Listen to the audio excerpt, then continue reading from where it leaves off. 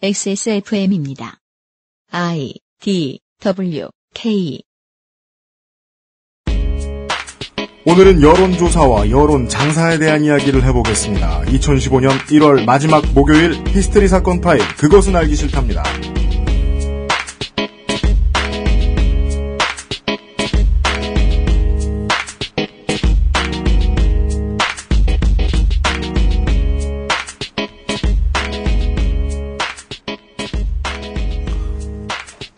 지구상에 계신 청취자 여러분, 한 주 동안 안녕하셨습니까?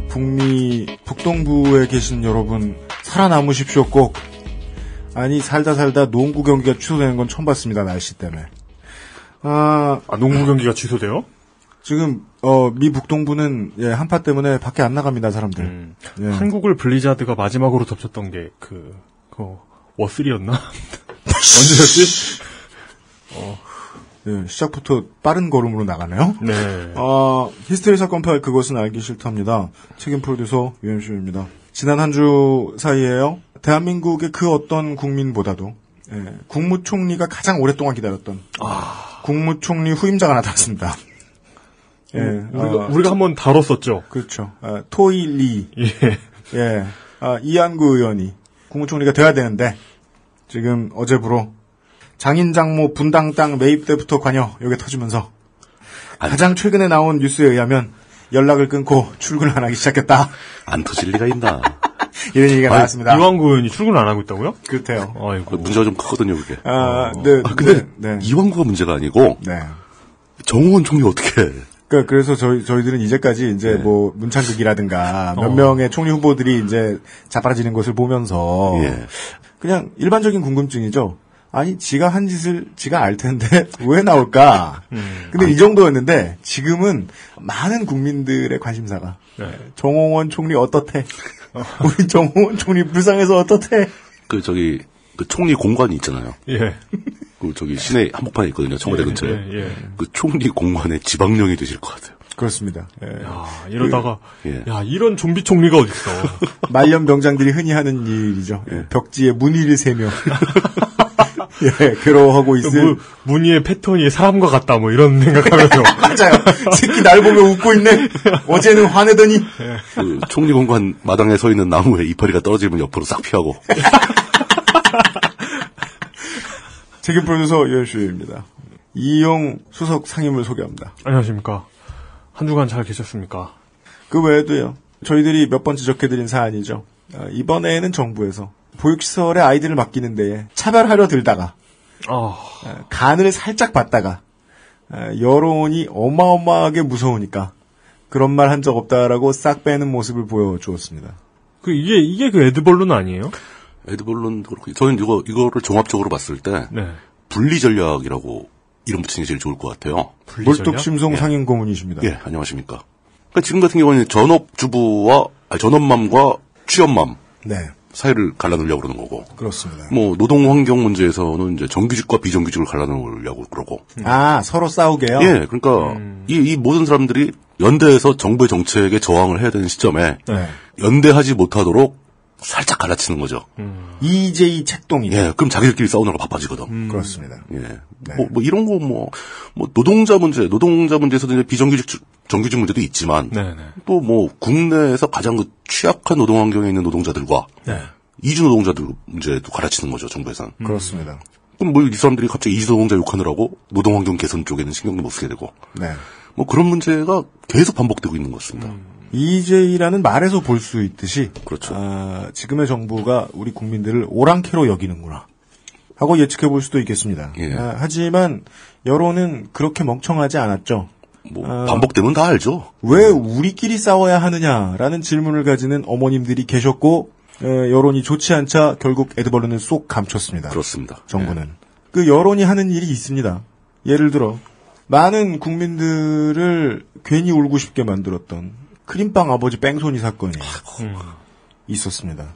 이 문제를요, 마치 지난번에 IS에 가입한 김군의 이야기를, 국정원은 못 찾은 걸 JTBC가 구글링 한 번으로 찾았듯이, 경찰에 맡겨놓으면, 오리무중이 될 수도 있었을지 모르겠는데, 보배드림의 유저분들이 이 크림빵 뺑소니 사건의 차량의 번호를 유추해내셨죠. 네. 그런 일이 있었습니다. 차 번호까지요? 차종만 그리고 아니고? 차종은 이제 BMW 원래부터 5 시리즈 디젤 모델 디젤 세단이었던 것 같은데 예. 그 지나가는 CCTV를 보고 보배드림의 회원분이셨나 중에 한 분이 BMW의 순정이 아니라 튠업 사이드 미러라는 걸 알아냅니다. 사이드 미러. 그러자 상황이 다 풀렸어요. 지금 저희들 방송하는 날, 녹음하는 날은 수요일인데 아마 여러분들 듣고 계실 때쯤이면은 범행 차량 이런 거 다 파악돼 있을 겁니다. 이미 추적됐겠네요, 그 정도면. 예, 사람들은 이렇게 무서운데 정부만 모릅니다. 이게 만약에 정부 관련 사건이었으면 이걸 유추하는 사람들이 다 종북이 되는 거죠. 감히 그런 걸 왜 유추를 해? 네. 그러니까 세상을 구하는 건 덕후들이라니까요. 그렇습니다. 네. 많은 덕후들과 주부들이 세상을 구한 가운데 이번 주도 주말이 오고 있습니다. 네. 2015년 셋째 주 목요일에 히스테리 사건 파일 그것은 알기 싫다는 에브리온 TV 다 따져봐도 결론은 아로니아진 스테픈 울프 제뉴인 레더 왕초보의 무한실내 컴스테이션 이 비즈니스 엘리트 필로비즈 두루 행복을 전하는 노건 간장게장 오늘부터 내가 타짜 맞고 신의 손에서 도와주고 있습니다. XSFM입니다. IT 파트너를 찾는 기업은 궁금한 것이 많습니다. 효율적인 IT 전략은 무엇인지, 웹과 모바일은 어떻게 제작해야 하는지, 운영 중인 웹사이트는 어떻게 관리해야 하는지. 필로비즈를 만나보세요. 95년부터 다양한 플랫폼으로 여러 나라에서 웹 한 길만을 걸어온 경험과 노하우로 이제 여러분의 비즈니스를 함께 고민합니다.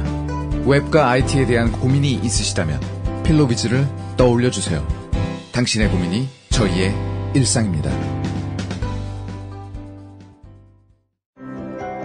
잃어버리지도 더러워지지도 않는 그녀의 스마트폰. 그 비결은? 스테픈 울프 스마트폰 파우치. 충분히 고가를 지불하고도 만족하지 못한 그를 위한 지갑이 있다면? 스테픈 울프 한우 가죽 지갑. Steppenwolf Genuine Leather. 고니는 어디로 갔을까? 안녕이란 말도 못했는데. 고니를 아냐고요? 내가 아는 타짜 중에 최고였어요. 물론 고니 조카 대길이가 요즘 끝발 좀 있나 보던데 내가 만나긴 어렵네요. 구글 플레이에 가면 있다던데? 최후의 승자는 단 하나. 타짜 맞고 신의 손.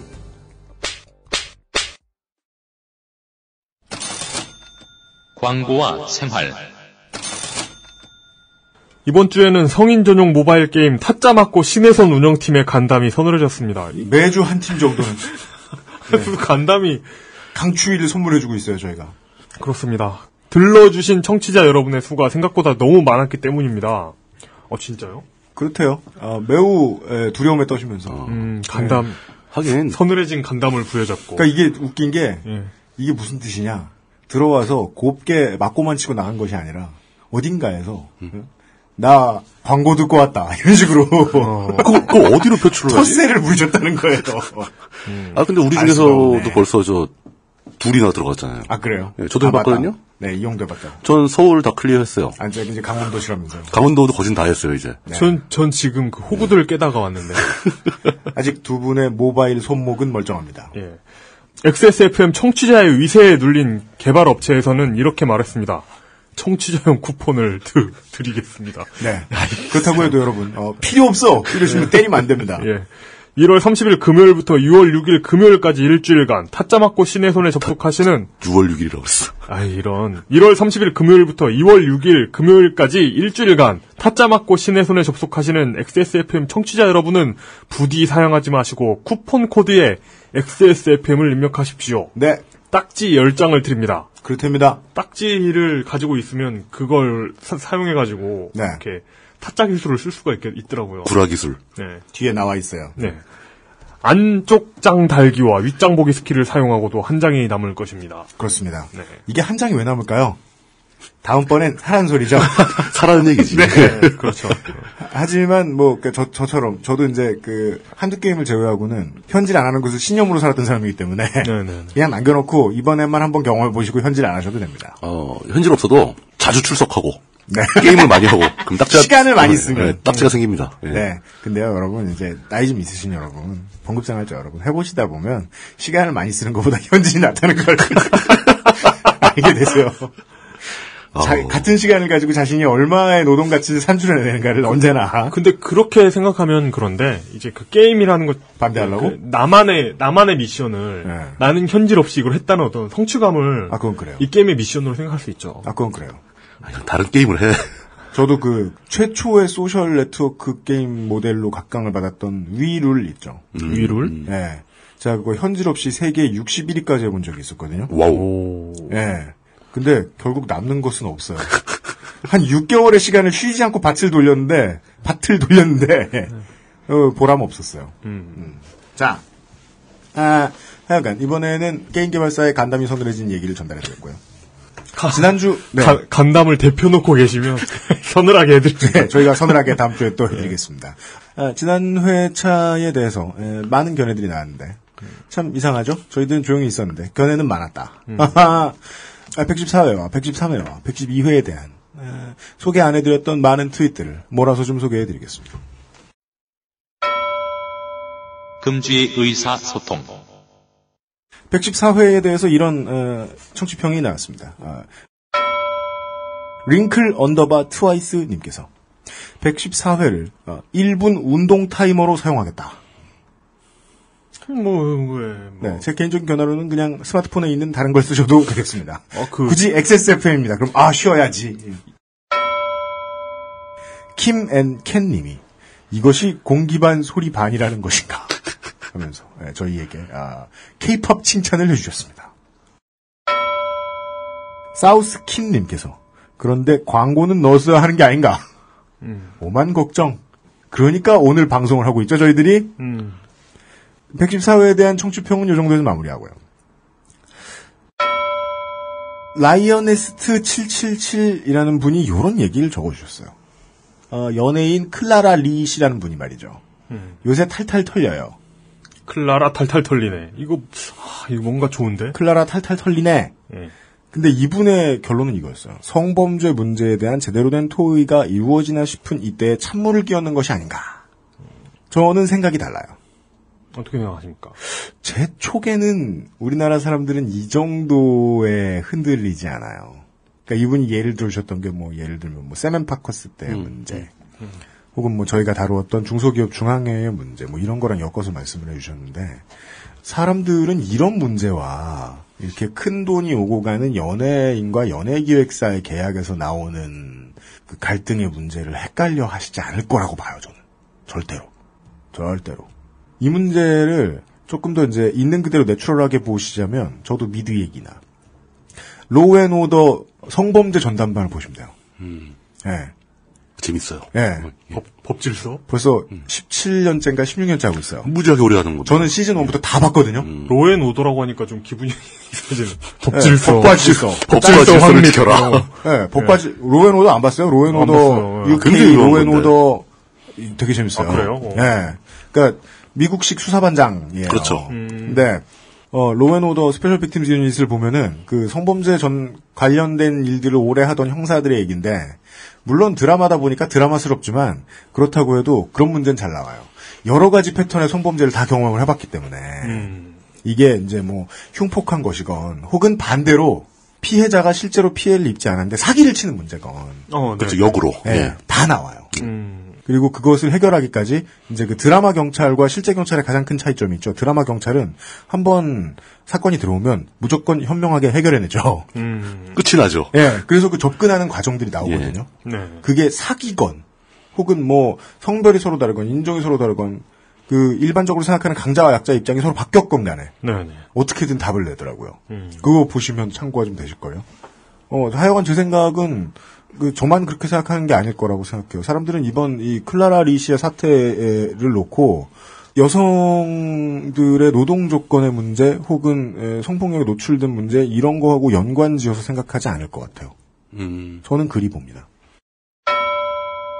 에디 P 잼님께서 저작권 문제에 대해 블로그 포스팅을 예로 들면 블로거가 퍼온 이미지를 쓰면서 출처를 밝히거나 밝히지 않았다고 해도 퍼온 것이라고 방문객이 판단할 수 있거나 자기가 창조했다고 주장하지 않는다면 공유의 개념으로 이해를 해줘야 됩니다. 그러니까 남이 수고한 것을 지가 수고한 것처럼 위장하지 않는 한 다소 느슨하게 볼 필요가 있다는 얘기죠. 남이 수고한 걸 지가 수고한 것처럼 위장하는 문제에 대해서는 조금 이따 민주평톡 시간에 하나 예를 들어 설명하겠습니다. 하여간 안 끝났습니다. 몇 달 전에 발생한 트위터 무지개 사진처럼 자기가 찍은 것인 척하는 천인공노할 만한 짓이 아니라면 말이죠. 근데 제가 찾아봤는데 트위터 무지개 사진이 전 뭔지 몰라요. 그거 모르세요? 이거 물뚝심송 상인고문께서 넌 어떻게 그런 걸 모르냐 하는 표정으로 트위터를 많이 안 하시니까 모르시죠. 사진 찍는 유명한 분 주모 씨 계십니다. 예. 그래요? 아니, 좌린님. 예. 저 딴지의 사진 기자이신 좌린님. 딴지의 사진 기자이면서 사진 작가이신. 작가죠. 네, 그분께서 왜요? 이번에 뭐 책도 괜찮은 거 냈고 사진집도 그분이 네. 그때 막 비 막 오고 무지개 뜨는 그것도 쌍무지개였어요. 굉장히 멋있는 무지개 사진을 찍어 올렸거든요. 그게 광화문이었나요? 네, 광화문에. 근데요? 시청 앞에. 예. 그분 사진 되게 멋있겠죠, 진짜. 예, 그 사진을 트위터에 올렸는데 네. 그 사진을 어떤 분이 쓱 가져가서 자기가 찍었다고 주장은 안 했어요. 참 멋지지 않나요? 뭐 이러면서 오늘 무지개가 너무 이쁘더라고요. 이러면서. 그래서 그분과 친한 분들이 그걸 서로 막 리트윗하고 멘션 달면서 막 사진 칭송을 한 거 너무 잘 찍으신다. 사진 너무 멋있네요. 뭐 이러면서. 이건 에디 P잼님이 지적해 주신 대로 네. 밝히지 않았는데 퍼온 거라고 방문객이 판단할 수 있도록 해줘야 되는데 그것도 아니고 자기가 그렇죠. 찍은 것처럼 했다고 봐도 되네요. 그러니까 다른 사람이 이 사람한테 당신이 참 사진을 잘 찍었다고 칭찬을 할 때 제가 찍은 게 아닙니다라고 빨리 밝혀야 되는데 그러면 그 사람은 지금쯤 욕먹고 도망갔겠네요. 계정 닫고. 그런데 이제 사람들이 그러는 걸 보고 아니 이 사진 포온 걸 퍼왔다고 해야지 이렇게 있으면 어떡하냐라고 했더니 아니 포온 사진이 내 건데 왜 내 사진 뭐 이런 식으로 대응을 했어요. 당당하게. 그러니까 나중엔 이상한 이론들이 많이 나오는데 다 같이 자연을 보고 즐기면 되지. 아니 사진이 예술이야? 이러면서 사진이 창작이라고 볼 수 있어? 막 그 사람이 이러면서 그런 반응을 했다고? 당사자가 아니라 그럼요. 그분과 친한 여러분들이 친한 사람들이 쉴드를 치면서 그 사진 보고 즐기던 분들이 아니 사진은 그냥 있는 거 찍는 거지 그거 좀 가져다 썼다고 뭐라는 거야? 막 이런 식으로. 야 그건 마치 우리가 전에 다뤘던 운동 열심히 하는 사람들이 오리쯤은 먹어야 되지 않겠냐. 그거 내가 팔면 어떠냐. 좋은 건데 거의 이런 느낌인데요. 그래가지고 뭐 그게 큰 문제로 비화하거나 뭐 그분들이 아주 심각하게 나쁜 짓을 했다거나 이렇게 생각하지는 않는데 한참 그 트윗 공간을 좀 떠들썩하게 했었죠. 심각하게 소양이 없는 것은 맞네요. 예, 사람들이 좀 뭐랄까 어이가 없어서 무릎이 풀리는 사건이었죠. 이 정도 사건이면 어이가 없는 것도 아니고 의의가 없는 사건이죠. 그죠. 근데 이제 제가 여기서 에디 P잼님의 의견 중에서 주목했던 것은 남이 수고한 걸 자기가 수고한 것처럼 위장하지 않으면 느슨하게 볼 수가 있다. 라는 이야기가 매우 우리가 기억해둘 만하다라는 거거든요. 그렇죠. 그래서 저는 최근에 프로필 사진을 자기 사진으로 바꾸신 물뚝심송 상인고문의 행동에 대해서 못마땅합니다. 왜요? 아니 본인이 호머 심슨을 개발했다고 생각하는 사람은 아무도 없어요. 그게 그냥 자기 얼굴이 너무 마음에 들었다. 사진이 좀 잘 나오긴 했죠. 그러니까 그런 거 무슨 저작권 핑계를 대면서. 전부터 호모 사진은 좀 이제 그만 쓸 때가 됐지 않나라는 생각을 해왔었어요. 그래도 어울리는데. 아쉽다는 의견을 밝힙니다. 뜻밖이군요. 예. 밋어고님께서 정말 논란이 있는 사안인지 아니면 누군가 조직적으로 띄우는 것인지에 대해서 잘 판단해 본 적이 없는데 저는 이번에 쿠팡맨 사건을 보고 누가 물타기 하는구나 하고 바로 알아챘습니다. 아고라 등에서 눈에 띄는 것에 비해서 트위터 타임라인이 놀랍도록 조용했거든요. 트위터 타임라인에서 그거 안 다뤘기 때문에 누군가 물타기를 의도적으로 하고 있다.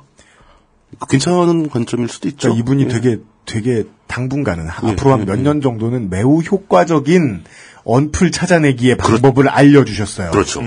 아고라나 저희가 지난주에 얘기해드렸던 이 게시판의 특성은 누구든 조작할 수 있어요. 조작이 가능하죠. 트위터는요, 안 됐으니까 지난 정권에서 그걸 하다 걸린 거예요. 그렇죠. 티가 나죠. 예. 홍성갑이한테 고작 네 고작 우연히 저기 앉아있네요. 네. 옆에 앉아서 막 팔을 흔들고 있네요. SUDTMT님께서 시골에 계시는 어머니는 세상에 대한 정보를 TV 뉴스로만 접하시는 분입니다.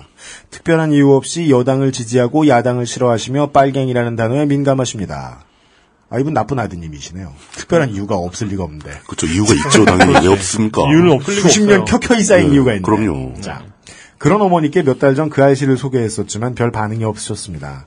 그러다 오늘 갑자기 전화가 와서 지금까지 듣던 그 아이씨 에피소드가 없어졌다며 어떻게 해야 하는지 물으시더군요. 클라우드에 저장하는 법을 다시 한번 알려드렸습니다. 연세가 있으셔서 언어 사용에 있어서는 쉽게 적응을 못하셨지만 내용은 좋다고 하십니다.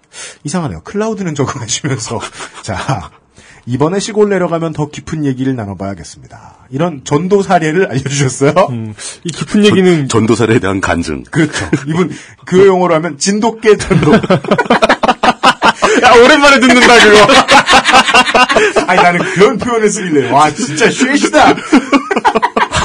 아, 저 이번에 네. 그 병원 갔는데 네. 저희 부부가 같이 가서 이렇게 병원 대기의자에 이렇게 앉아서 멍 때리고 있는데 그 아이씨 얘기야 전도 얘기야. 전도 얘기. 알았어. 뒤에서 어떤 분이 이렇게 종이를 내미시는 거예요. 행복한 가정이 되려면 어떻게 해야 되는지 아냐고. 화들짝 놀랐겠네. 네. 마침 그게 고민이긴 했어. 그런데 마침 그게 고민이긴 했는데 거기에 딱히 답이 있을 것 같지 않지? 타이밍은 좋으시더라. 네. 아, 이분께서도 타이밍이 좋게 어머님한테 예. 진돗개 정도를 하셨는데. 근데 고민은 네. 그 정도 연령대에 계시는 그런 어머님 같은 분들이 네. 듣기 편한 말투로 방송을 만들기 힘들잖아요. 아, 그죠. 예. 저 아까 얘기했잖아요. 예. 팟캐스트 윤여준. 아주 느리고 호흡이 굉장히 완만하며 젠틀하고 매우 젠틀하고 욕 따위 할 줄 모르시는 2주 내에 망할 것 같은데 그러면. 그런 건 이제 아이넷으로 자기 옮겨야죠. 그러니까. 뭐냐. 그니까요. 이게 이분의 트윗을 보는 순간, 아니, 나는 고치지도 않을 내 단점에 대해서 갑자기 죄송하다라는 거예요. 그렇죠. 이거 어르신들 듣기 힘드실 텐데, 이거 어떡하나. 그니까 저 고백을 하면, 아버님이, 저희 춘부장께서, 궁금해 하십니다. 아들이 갑자기 다른 하던 일을 관두고, 사업을 한다고 돌아다니는데. 저 회사를 차리고. 너는 뭘로 돈을 버냐? 네가 생산하는 재화는 무엇이냐? 무슨 가치를 만들고 있느냐? 근데 솔직히 얘기하면 지금까지 한 번도 들려드린 적 없거든요. 저도 마찬가지예요. 주변에서 도대체 뭐 하고 사느냐고 많이 물어봐요. 근데 아직까지 들려드린 적이 없어요. 이분 저 존경합니다. 용감하시다. 참. 저도 이분의 트윗을 보고 이 양다물고 한 번쯤은 아버지한테 내가 뭘 하는지 알려드려야겠다. 그걸 어떻게 해. 저 자신 없다. 자신 없죠. 네. 와일드사이드님께서, 짤방을 하나 올려주셨는데, 누런색, 옛날 서울시내에서 많이 보이던, 오렌지빛 누런색. 예. 요즘은 무슨 담장 다홍색 뭐 이렇게 부르나요? 그 택시, 이상한 색깔. 타요색. 모르겠어요. 하여간. 그죠. 택시 색깔 좀 어떻게 했으면 좋겠어. 그 택시 색깔은요, 예. 되게 슬픈 얘기예요. 그래요? 실제로는. 왜요? 색깔은 저는 나쁘지 않다고 봐요. 그 서울 색깔 디자인 전 좋다고 봐요. 예. 그 이상한 회색하고 이상한 분홍색하고 이상한 다홍색 있잖아요. 예. 그건 좋은데, 문제는 그 색깔로 택시들을 바꾸면서 서울시에서 그 도색비를 지원을 안 해줬어요. 진짜요? 네. 그 회사하고 기사가 뭐 낸 거예요? 그래서 양심 있으면 회사가 내고 아니면 기사님들이 뒤집어 쓴 경우가 되게 많아요. 야, 진짜 나쁘다. 저 택시기사 얼마나 빨리는지에 대한 얘기 한번 하기 시작하면 끝도 없는데 그건 나중에 하기로 하고 그 한도 끝도 없죠, 그 얘기. 색깔 얘기가 되려나했네. 옛날에 돌아다니던 서울 시내의 버스 자릿수가 한 자리, 두 자리, 세 자리일 때 돌아다니던 누런 색깔의 19번 버스가 러시아인들을 가득 태우고 왔다 갔다 하는 짤방 하나 올려주셨고요. 내용은 이렇습니다. 캄차카 반도에서 고대 서울의 버스가 운행 중인 것은 과연 우연일까? 심지어 이것도 캄차카 반도를 돌아다니고 있는 버스였어요.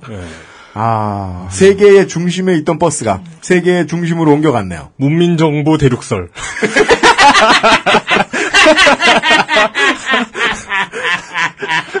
아니, 깜짝할 반도는 반도잖아. 가만히 있자. 그때의 서울시장이 누군지 기억해보면. 예. 조순인가? 그렇죠. 조순 환인설.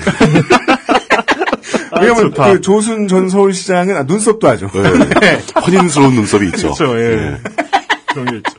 에픽한 눈썹을 가지고 계세요? 네. 끝으로 팀 J231님이 이분이 결혼을 하신대요. 제가 기억이 납니다. 이분이 되게 쓸모없는 잉여나 덕후다라고 제가 하대했는데 결혼을 하시네요. 어이구. 네. 어디서 덕후 여자분을 구하셔가지고. 현대 한국 결혼식의 역사에 대한 방송은 어떨까요? 이 흥미롭더라고요. 결혼 준비하다 보니까 이건 기본으로 하고 가셔야 하는 거예요. 라는 소리를 10대 번도 더 들은 것 같습니다. 그렇죠. 뭔가 비틀려 있는 느낌이었어요. 결혼은 아니더라도 어느새 고착화되어 버린 것들이 있으면 그걸 주제로 한번요. 이 기본으로 해야 된다는 게 기본적으로 배우자는 있어야 되는 거예요? 뭐 이런 거 아니에요? 가서 배우자 구해오세요. 진짜 기본적인 거. 최근에 트윗상에서 역시 또 재미있는 짤방을 봤는데 결혼할 때 굉장히 허튼 비용이 많이 들어가잖아요. 그 어떤 그 친구 결혼식을 갔더니 그 결혼식이 정말 알차고 짜임새 있게 운영이 되더라는 거예요. 그래서 막 구구절절 설명을 합니다. 진짜 알찬 결혼식을 봤다. 그래서 뭐 사진도 뭐 프리랜서 뭐 누구를 해가지고 굉장히 저렴하게 너무 훌륭하게 잘 찍었고 뭐 예식장도 번잡하지 않고 되게 좋고 음식도 좋고 다 좋다는 거예요. 맨 끝 구절이 그 남자가 결혼이 4번째래. 오. 하시고 싶은 말씀 뭐예요? 허례 허식 없는 결혼을 하고 싶으면 결혼을 여러 번 해봐야 된다? 역시 경험이 있는 사람이 하면 좀 잘하지 않을까. 그러니까 이게 웃기죠. 자기가 하기 위해서 경험이 많은 사람들은 정말 합리적으로 잘해요. 그렇죠. 마치 DIY를 하다 말고 목공방을 차린 하다 보면 그렇게 되죠. 근데 그게 아니고 경험이 많아서 업체를 차린 사람을 믿을 수는 없어요. 또 반대로. 그죠. 팀 J231님도 그렇고 이제 결혼 정년기의 분들 중에 청취자분들이 매우 많으시기 때문에 특히나 한국에 계신 분들은 그 스드메라는 단어를 아실 거예요. 그렇죠. 네. 이게 저는 정말 한 1년 전만 해도 몰랐던 전혀 몰랐던 단어거든요. 근데 그 스드메 정도 제외하죠. 그러면 그러니까 저는 한국 사람들이 일반적으로 가지고 있는 그런 생각에 대한 불만이라고 해야 될까? 뭔가 접해보지 않은 것에 돈을 써야 할 때 너무 착해요. 다들 그러는 줄 알고. 해야 되나 보다. 근데 스드메가 뭐예요? 스튜디오 드레스 메이커입니다. 그 정도 필요합니다. 물론 스드메 중에서도 스도 빠질 수 있어요. 그럼요. 스도 빠질 수 있어요. 내가 옷을 만들 줄 알죠? 드도 빠져요. 화장을 할 줄 잘해. 알아도 메이크업은 안 돼. 아니 근데 저도 결혼을 했잖아요. 지난번에 해보니까 박한 양반이 본인이 화장했어도 됐을 것 같더라고요. 네. 아니 그러니까 이거 다 집에서 할 수 있는 거예요, 사실 생각해보면. 이거는 이제 그렇지. 남자 혼자 생각하는 게 아니라 우리 박한 양반도 그렇게 얘기했거든요. 이거 그렇게 대단한 거 아니네. 그래 말을 바꿔야겠다. 그 스드메도 기본 아니에요. 기본 아니죠. 그리고 그러니까 좀 거만해지셨으면 좋겠는 게 결혼을 하는 외형을 다 보신 다음에 이 중에 뭐가 나랑 맞겠구만 생각하신 다음에 필요 없는 것들은 다 빼시고 필요 없는 뭘 얘기하는 어떤 상인과도 접촉 안 하시죠? 그런 식으로 비싸게 다만 대신 열심히 돌아다니시면 자기 입맛에 맞게 해주는 사람 만납니다. 예, 웨딩 플래너도 그쪽에서도 알죠. 네, 알아요. 이 사람은 독하게만 먹고 왔구나는 거 알죠. 그리고 이 느낀 것은 결혼하는 나이가 많아질수록 그 주위에서 간섭이 줄어듭니다. 나는 그래서 간섭을 안 받았구나. 그리고 또 다른 하나는 뭐냐면 주변에 가까운 친척 형제자매가 많잖아요. 한마디씩 하기 시작하면서 이렇게 주변에서 요구하는 게 많아져요. 그러니까 만나질 마. 그런 거에 휘둘리기 시작하면 모든 걸 다 하게 됩니다. 맞습니다. 그러니까 모든 걸 다 하게 되더라도 어디에 힘을 줘야겠다라는 걸 이렇게 우리는 반지는 좋은 걸 할 거야 라든지 맞아요. 이런 식으로 어디에 신혼여행을 좋게 갈 거야 이런 식으로 어느 포인트에 힘을 줄지를 미리 정해놓으시면 좀 진짜 이런 얘기 진짜 하고 싶은 거 많은데 이거 진짜 이건 에피소드 따로 하나 해야 되겠네요. 그러니까요. 이거는 저희의 경험을 담아서 웨딩 박람회 이런 것처럼 그러니까 저게 의미가 있죠. 지금 우리 셋이 다 결혼을 해봤잖아요. 근데 그 결혼을 한 시대가 다르잖아요. 그렇죠. 저랑 UMC는 거의 비슷하죠. 저희는 2010년대. 물뚱님은 1890년대. 80년대 아니에요? 가보경장 때? 저는 90년대였죠. 80년대 학생이었어요. 그렇구나. 죄송합니다. 제가 언제까지 이런 상태로 있었던 거 아니에요. 물뚝 뱀파이어 설. 네. 맨 프로모스. 예. 물뚝 프로모스. 빨리 성경의 저작권 소송 내시고요. 결혼식 하기 싫다 편을 기대해 주십시오. 언젠가 하겠습니다. 진짜 재밌겠네. 할 얘기 많겠다.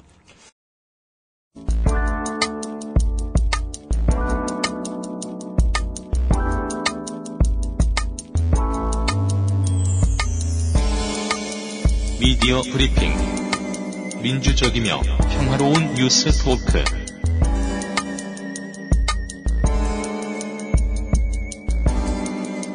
앞 이야기의 시간을 좀 많이 잡아먹었습니다. 오늘 빨리 진행을 하도록 하겠습니다. 말이 빨리지요.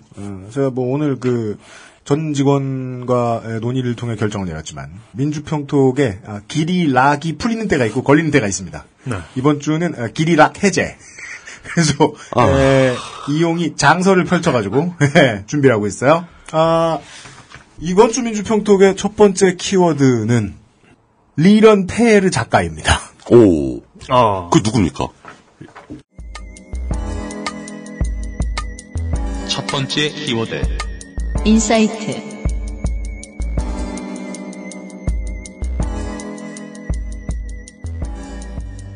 전혀 못 들어요. 말기에 나옵니다. 첫 번째로 이제 관심을 가져주셔야 되는 단어는 뉴스 큐레이팅입니다. 뉴스 큐레이팅. 참 이 큐레이션이라는 단어, 저는 20대 중반만 해도 뭔 소리인지 몰랐어요. 네. 그게 뭐가 직업이야? 장기 훈수 두는 걸 직업이라 그래. 그렇게 제가 교양이 없었는데. 장기 훈수 두는 것도 직업 될 수 있어요. 연초에 서울대 이런 때 보면 TV 나온다니까요. 그렇죠. 예. 하긴, 게임 해설자는, 중요한 직업이에요. 스타크래프트 할 때도 훈수 두더만. 정보의 가지가 복잡해지고, 많이 쳐지고, 정보가 많아질수록 큐레이션의 역할은 되게 중요해집니다. 이 뉴스 큐레이팅이라는 개념은, XSFM의 협력사 중에 한 곳인 슬로우 뉴스도 하고 있는 일입니다. 그렇죠. 예. 지금 우리가 이러고 있는 것 자체도 어찌 보면 뉴스 큐레이션 아닌가요? 그렇습니다. 오디오로 하는 뉴스 큐레이션이죠. 네. 예. 근데 저작권의 문제에 있어서 조심을 좀 해야 제대로 할 수 있는 일이에요. 그게 제일 위험하죠. 큐레이션 할 때는. 이것은 앞에 트윗에서도 제가 말씀을 드렸듯이 모든 남이 했던 말에 입을 다물고 있으라는 바보 같은 잣대가 아닙니다. 청취자 여러분들이 이제 더 잘 아실 겁니다. 저작권이라는 건 꼭 그런 건 아니에요. 그러고 보면 저작권이 의미가 없는 거죠. 쉽게만 자르면 눈에 뻔히 보이게 우라카이 하진 말자는 겁니다. 거짓말하지 말자. 네. 네. 오늘의 뉴스 주인공은 뉴스 큐레이팅을 해서 보여주는 업체인. 이게 맨날 세 개니까 어느 것을 고를까요? 딱 나와요. 위초고 이렇게 줄여 부르죠. 위 하나 있다. 가능하죠. 네, 위허인 가운데. 위허인 가운데. 이입니다. 인사이트입니다. 네. 이 인사이트라는 회사의 소개는 이 회사가 소개한 소개로 대신 소개하겠습니다. 서울경제신문사 출신 기자들이 모여 만든 인사이트는 그 이름에 걸맞는 미디어를 만들고 있습니다. 부심. 인사이트는 기자들이 만들었지만 콘텐츠는 기자가 아닌 인사이트 기고자들, 괄호 열고 contributors.와 국내외 다양한 콘텐츠를 큐레이터들이 만들고 기고자들에게는 정치, 경제, 사회, 종교, 학계, 문화예술 등 600여 명의 이 시대의 명사와 멘토인 다양한 전문가들이 참여하고 있습니다. 여기서 주목할 말은요. 참여입니다. 실제로 인사이트에 참여하지 않고 인사이트랑 아무 상관없는 사람들의 글도 언젠가부터 막 퍼다가 출처 안 밝히고 인사이트의 이름만 박아서 무단전제 재배포 금지 써놓고 트래픽 장사를 하기 시작했습니다. 그런 경우는 참여를 당하는 거네요. 가만히 있으면 나는 갑자기 참여됨. 네, 참여됨. 그럼 참여됨의 장. 징용, 이런 것도 참여인가? 일본 제국 건설을 위해 참여당함. 일제와 인사이트를 비교하냐. 자, 근데 이제 인사이트 오래 봐오셨던 분들은 잘 기억을 해보면 저도 좀 오랫동안 봤는데 처음 출발할 때만 해도 위에 말한 것처럼 인사이트는 선별된 칼럼들이 많이 나오는 곳이었습니다. 선별된 칼럼 위주로 운영을 했고 쓸만한 매체였습니다. 우라카이 안 했어요, 잘. 근데 어느 순간 눈을 들어보니 해외 매체와 국내 트위터, 페북에서 퍼온 가십성 글들 혹은 요즘 말로는 cat porn, doggy porn 이렇게 부릅니다. 예. 고양이랑 강아지를 너무 오랫동안 보여줘. 사람들이 흥분해 죽을 때까지. 요즘 말로는 씹덕사라고 하죠. 그런 귀여운 동물 사진 늘어놓는 우라카이 언론으로 환골탈퇴해버렸습니다. 속에 환골 탈퇴 아니죠? 거의 그렇다고 볼 수 있어요. 뭐, 원래 척추가 빠질 것과 다름이 없잖아요. 아, 그래서 언론사에서 탈퇴하게 됐다. 언론 탈퇴. 예. 소개해드릴 얘기는 작년 11월의 얘기입니다. 패턴상 여러분들이 자주 좀 듣던 얘기일 테니까, 뭐, 이준영 선생의 입을 통해서든. 작년 몇 월 그러니까 되게 오래된 얘기 같네요. 네. 이제 한 2개월 반쯤 지났습니다. 아주 짧게 줄여서 말씀을 드리죠. 인사이트가 어떤 개인의 글을 여느 때처럼 무단으로 퍼다가 여느 때처럼 기획 기사를 써서 올립니다. 당한 분은 모 PR 업체의 대표인 여모 씨였습니다. 피해자는 인사이트 웹페이지에 항의 내용을 적습니다. 그러자 인사이트는 피해자를 블록합니다.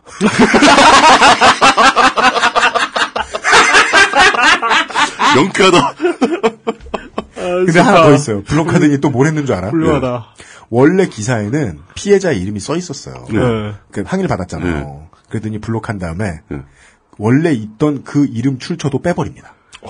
그나마 있던 출처까지 빼버렸다고? 네. 이 뭐지? 치졸하죠.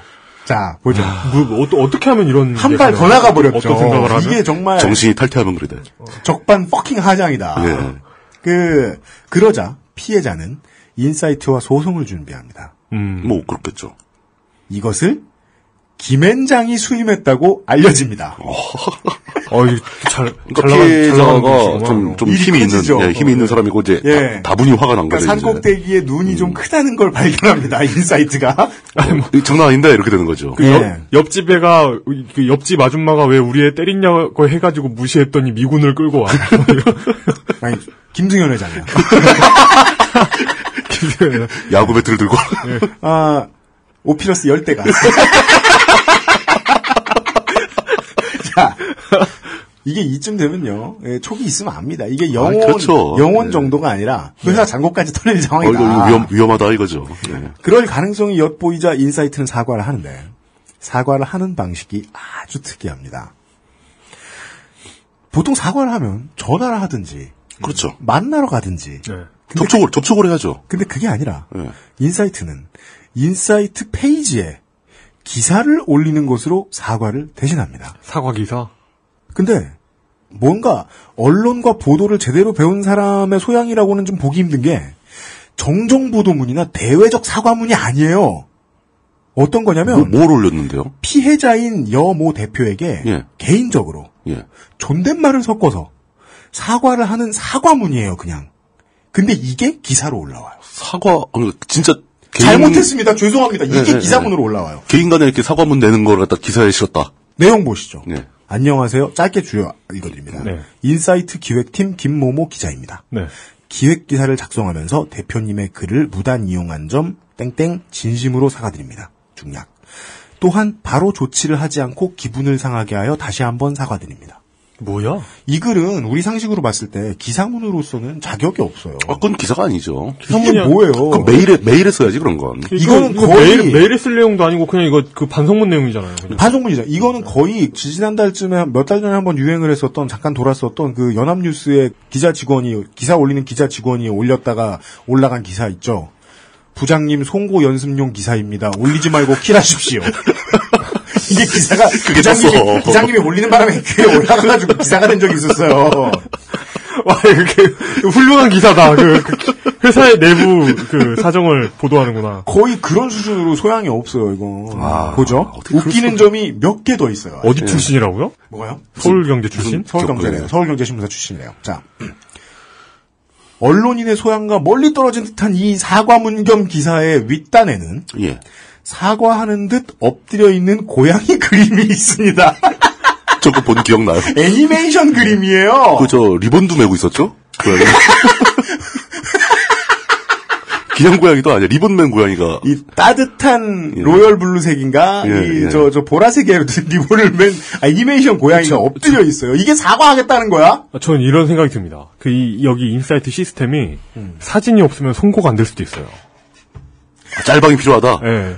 이런 짤방 올릴 말 그대로 짤방으로. DC 인사이드가 원래 짤방이 없으면 글이 안 올라가서. 그래서 나온 말이죠, 짤방. 근데 이 짤방 역시 저작권 침해가 의심됩니다.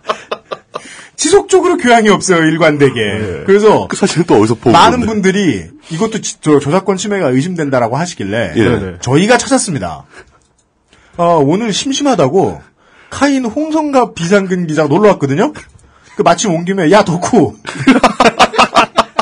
이 그림의 출처를 찾아내 했더니 5분 보더니 이 그림을 그린 사람은요 리런 페에르라는 작가고요. 그렇죠. 1980년생이고요. 이스라엘 예루살렘에서 2006년에 미대를 나왔고요. 신상을 털고 그래. 현재는 프리랜서로 근무를 하고 있는 2D 애니메이션 작가입니다. 그리고 인사이트 기자가 사과문이자 기사를 올리기 위해서 올렸던 이 고양이 짤방, 리런 페르 작가의 짤방은 판매용인 그림입니다. 그래서 워터마크가 있는데 대체 워터마크 어떻게 지운 거야 이거? 샀을지도 모르잖아. 아니면 산 거야 사과하려고. 사과의 진심을 담긴 비싼 사진을 사다가 가능한 한 이스라엘 그림을 사야지. 그래서 아는 사람은 아는 거예요. 그렇죠. 이거 되게 비싼데. 진짜 미안한가 보다. 힘 좀 썼는데 뭐 이렇게 되는 거죠. 자, 리런 페르 작가의 그림까지 사다가 붙인 이 사과문이 기사의 형태로 올라왔다는 것도 해괴한데 마지막 미션이 남았습니다. 제일 이상한 건 11월 30일에 작성된 이 기사 겸 사과문이 인사이트 측에 올라온 정식 등재 시각은 그로부터 19일 전인 11월 11일이라는 겁니다. 무슨 얘기냐? 뭐야? 11월 30일에 사과문 기사를 올렸어요. 근데 그 기사를 보면 기사 올라간 날짜가 써 있잖아요. 그렇죠. 그게 11월 11일이라고 써 있어요. 19일 전이라고. 이게 무슨 소리냐? 추측 약간 보태 설명을 해드리면 쪽팔려서 메인에 안 보이게 하려고 19일 전 기사를 수정해서 사과문을 만든 거예요. 옛날에 있던 기사 의미 없는 거 하나 해서 만들어 놓고 피해자만 보라고. 그 뭐 링크 알려줬겠지 뭐.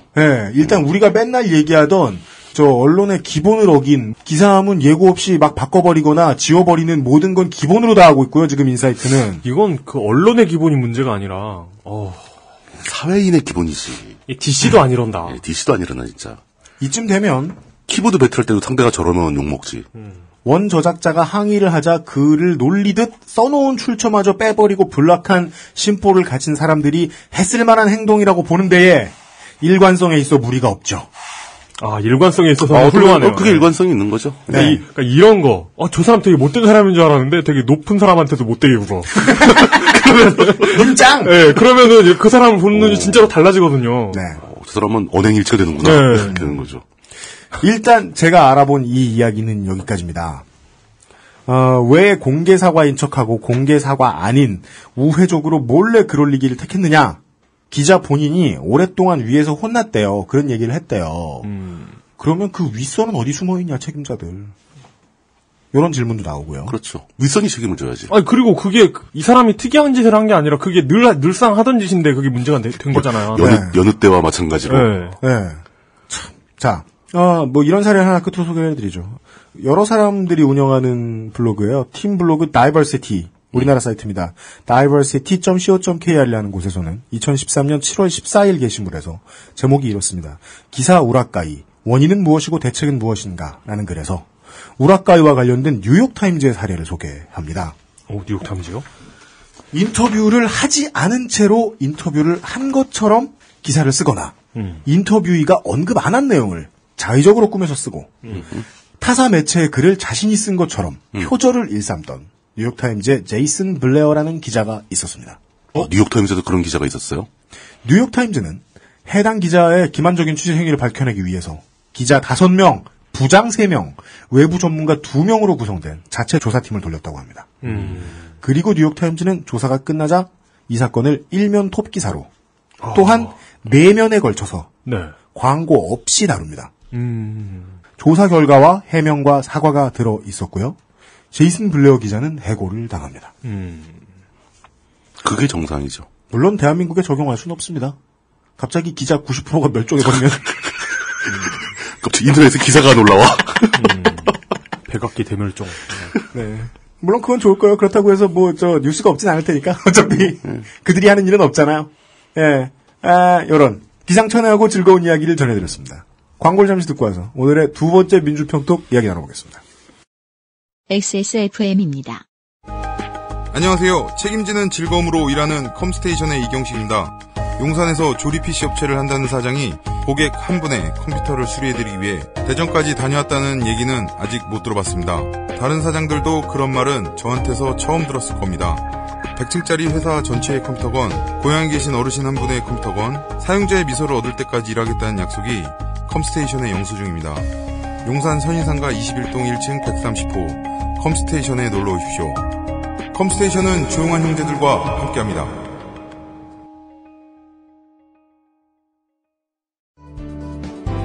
웹사이트와 모바일의 제작과 운영의 정답은 언제나 필로비즈. 필로비즈.co.kr. 아니, 애 어린이집 배정받은 날이면 충분히 특별한 거 아니야?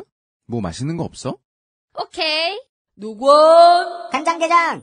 부드럽고 고소한 게살, 짜지 않고 향긋한 간장, 매콤한 청양고추. 노건 간장게장. 엑세스몰에서 만나보세요. 간장게장. 그러니까 아무리 봐도 재밌지 않아요? 아까 얘기? 그거 되게 재밌었어요. 저는 처음에 간단한 그냥 우라카이 사건인 줄 알았다가 보면 볼수록 밑바닥까지 드러내줘요. 모든 게 다 들어있네. 그런 이미지 이렇게 영어로 검색해서 찾는 습관이 있죠. 그런 분들은. 뭘요? 왜냐면 이렇게 한글로 이미지를 검색하면 뻔한 게 나오거든요. 우리나라에 많이 쓰인 게 나오니까. 우리나라 사람이 만든 게 나와서 문제가 돼요. 그러면은 이 사람은 apologizing cat 이렇게 검색했단 말이에요? 그럴 수 있죠. 그럴 수 있죠. 그래가지고 I'm sorry. 이렇게? 아니면은 쭉 서핑을 하다가 발견한 짤들을 폴더에 모아놨겠죠. 그것까지는 예측할 수 없습니다만은. 하는 얘기죠. apologizing 같이 어려운 단어는 쓰기 힘드니까. sorry cat. 그건 불쌍한 소어링 캣 뭐예요? 민주평톡의 이번 주 두 번째 키워드는 뭐죠? 저는 지지율. 지지율. 이렇게 잡아봤습니다. 예. 두 번째 키워드. 여론조사.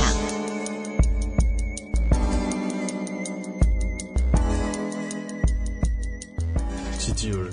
참 올리기 어렵죠, 문명해보면. 운명에서 지지율 떨어지면 무서운 일이 벌어지잖아요. 그렇죠. 힘들죠. 힘들어지잖아요. 네. 그래서 한참 심시티 족밥이었을 때 그게 너무 힘들었어요. 아니 지난번에는 세금 올린다고 뭐라 그러더니 그걸 깎아줬더니 깎아준다고 지랄이야. 세수 떨어진다고. 근데 그거 잘 보면 심시티가 진짜 잘 만든 게 뭐냐면 그러니까 왜 이렇게 잘 만들었어? 족밥 못하게. 그 상황마다 이렇게 난리 부리는 사람 있잖아요. 올린다고 뭐라고 하는 사람하고 내린다고 뭐라고 하는 사람하고 얼굴이 달라요. 맞아. 그게 신기해. 맞아. 사회를 그대로 모사한 거니까. 그래서 그거를 완벽하게 좀 클리어하는 사람이어야 그 데모크라시 시리즈를 잘할 수 있다 그러더라고요. 그래서 제가 아직 데모크라시 시리즈를 못 건드리고 있어요. 무서워서. 정말 리얼하다 그러더라고. 그런 거 하면은 인생의 일부가 사라지잖아요. 그건 그래요. 아니죠. 보다 넓은 인생이 시작되는 거죠. 그렇습니다. 빨래는 조금 있다가 할게 이스라엘만 정복하고. 그렇죠, 예. 최근, 한겨레에서, 한겨레뿐 아니라 모두 상당히 많은 언론이 보도를 했습니다. 네. 리얼미터라는 여론조사 기관의 자료를 인용해서, 박근혜 대통령의 국정수행 지지율이 처음으로 20%대로 떨어졌다. 라는 보도가 나왔습니다. 놀라운 일이죠. 가장 먼저, 일단 20%대라는 말도 웃기죠. 20%대, 10만원대라는 거는. 그러니까 이것은 잭필드 같은 소리다. 어디 29,800원 같은 소리를 하고 있냐. 저는, 이게 20%대, 그럼 최소한 한 25%, 26%, 이 정도는 돼야죠. 그러니까. 정확하게 찾아봤더니 29.7%예요.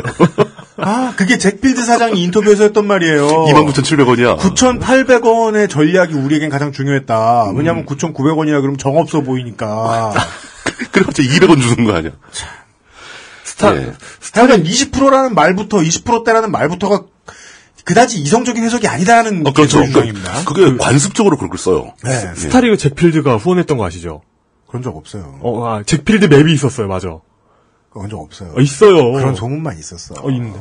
그런 소문으로 따지면은 보람상조 스타리그 그런 거 한다고 했었어 막. 지난 대회 우승자가 관에서 이렇게 삑 나오고. 잭필드 맵이 있었는데. 아니야. 잭필드는 배틀넷에서만 쓰이던데. 그랬나? 대박. 모르겠다. 배틀넷 맵이랑 배틀넷 스타리그 맵이랑 수도 헷갈리고 그래. 네. 예, 어쨌든 간에. 소문에 휘둘리는 이용입니다. 예.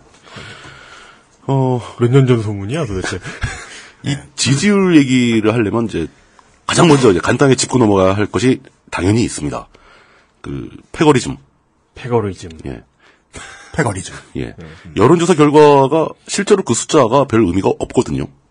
왜입니까? 예. 결론부터 나오네요. 그게 의미가 없다는 게 왜 없는지를 차차 설명할 거고. 네. 그 별것도 아닌 숫자를 가지고 내가 지지하는 정치인의 지지율이 높게 나오면 막 신나가지고 믿어버리고 사람들한테 막 얘기하고 내가 지지하는 정치인의 지지율이 낮게 나오면 여론조사가 조작됐다. 뭐 이렇게 받아들이지 진짜 않죠. 안 좋아요. 진짜 안 좋아요. 안 좋은 그것도 뭐 서로 다른 기관도 아니고 지난주에 했던 그 회사인데 똑같은 회사가 똑같이 한 건데. 아니 프로야구 한 경기 진 거 가지고 1위 1비하고 승질 내는 것도 사실은 올바른 팬의 자세가 아니잖아요. 그렇죠. 내일 또 어떻게 될지 모르는데. 근데 심지어 그렇게 1위 1비 하는 사람들도 정치인 지지율 보고 1위 1비 하는 사람들보다 현명한 사람들이에요. 일단 지구 이기는 건 성적이잖아. 근데 지지율은 성적도 아니야. 여론조사 결과는 투표율하고 이어지지도 않습니다. 안 이어져요. 예, 전혀 달라요.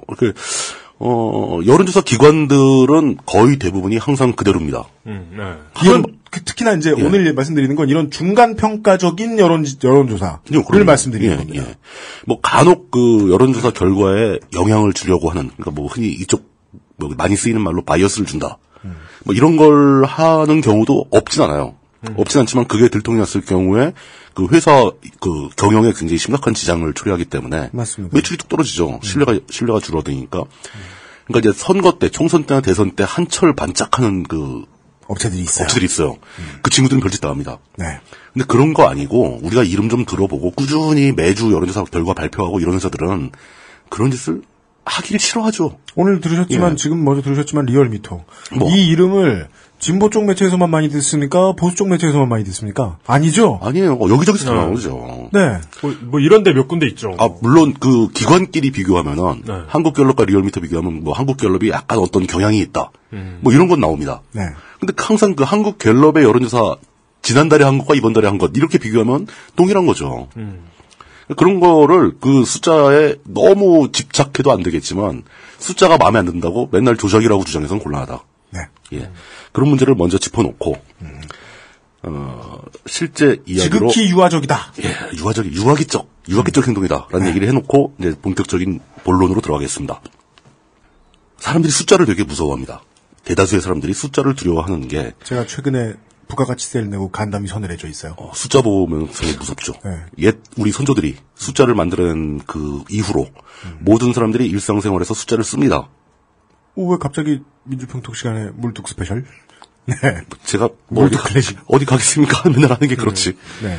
시간이 흐르면서 그 숫자를 좀 더 좋아하고 숫자를 잘 다루는 사람들이 그 숫자를 가지고 마법처럼 일을 부리는 것을 우리는 보통 수학이라고 부르죠. 그 수학이라는 이름으로 숫자에 관련된 마법을 점점 발전시키기 시작합니다.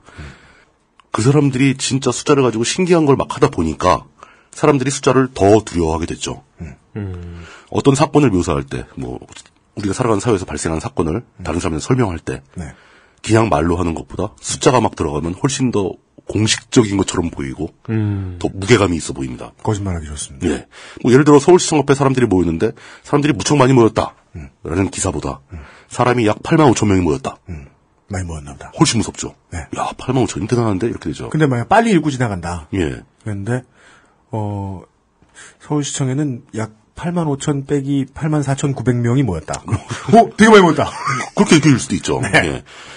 이렇게 사람들이 숫자에 대해서 어떤 묘한 감정을 느끼기 시작하자, 이 숫자를 이용해서 사람들에게 영향을 주는 기술이 발전하기 시작합니다.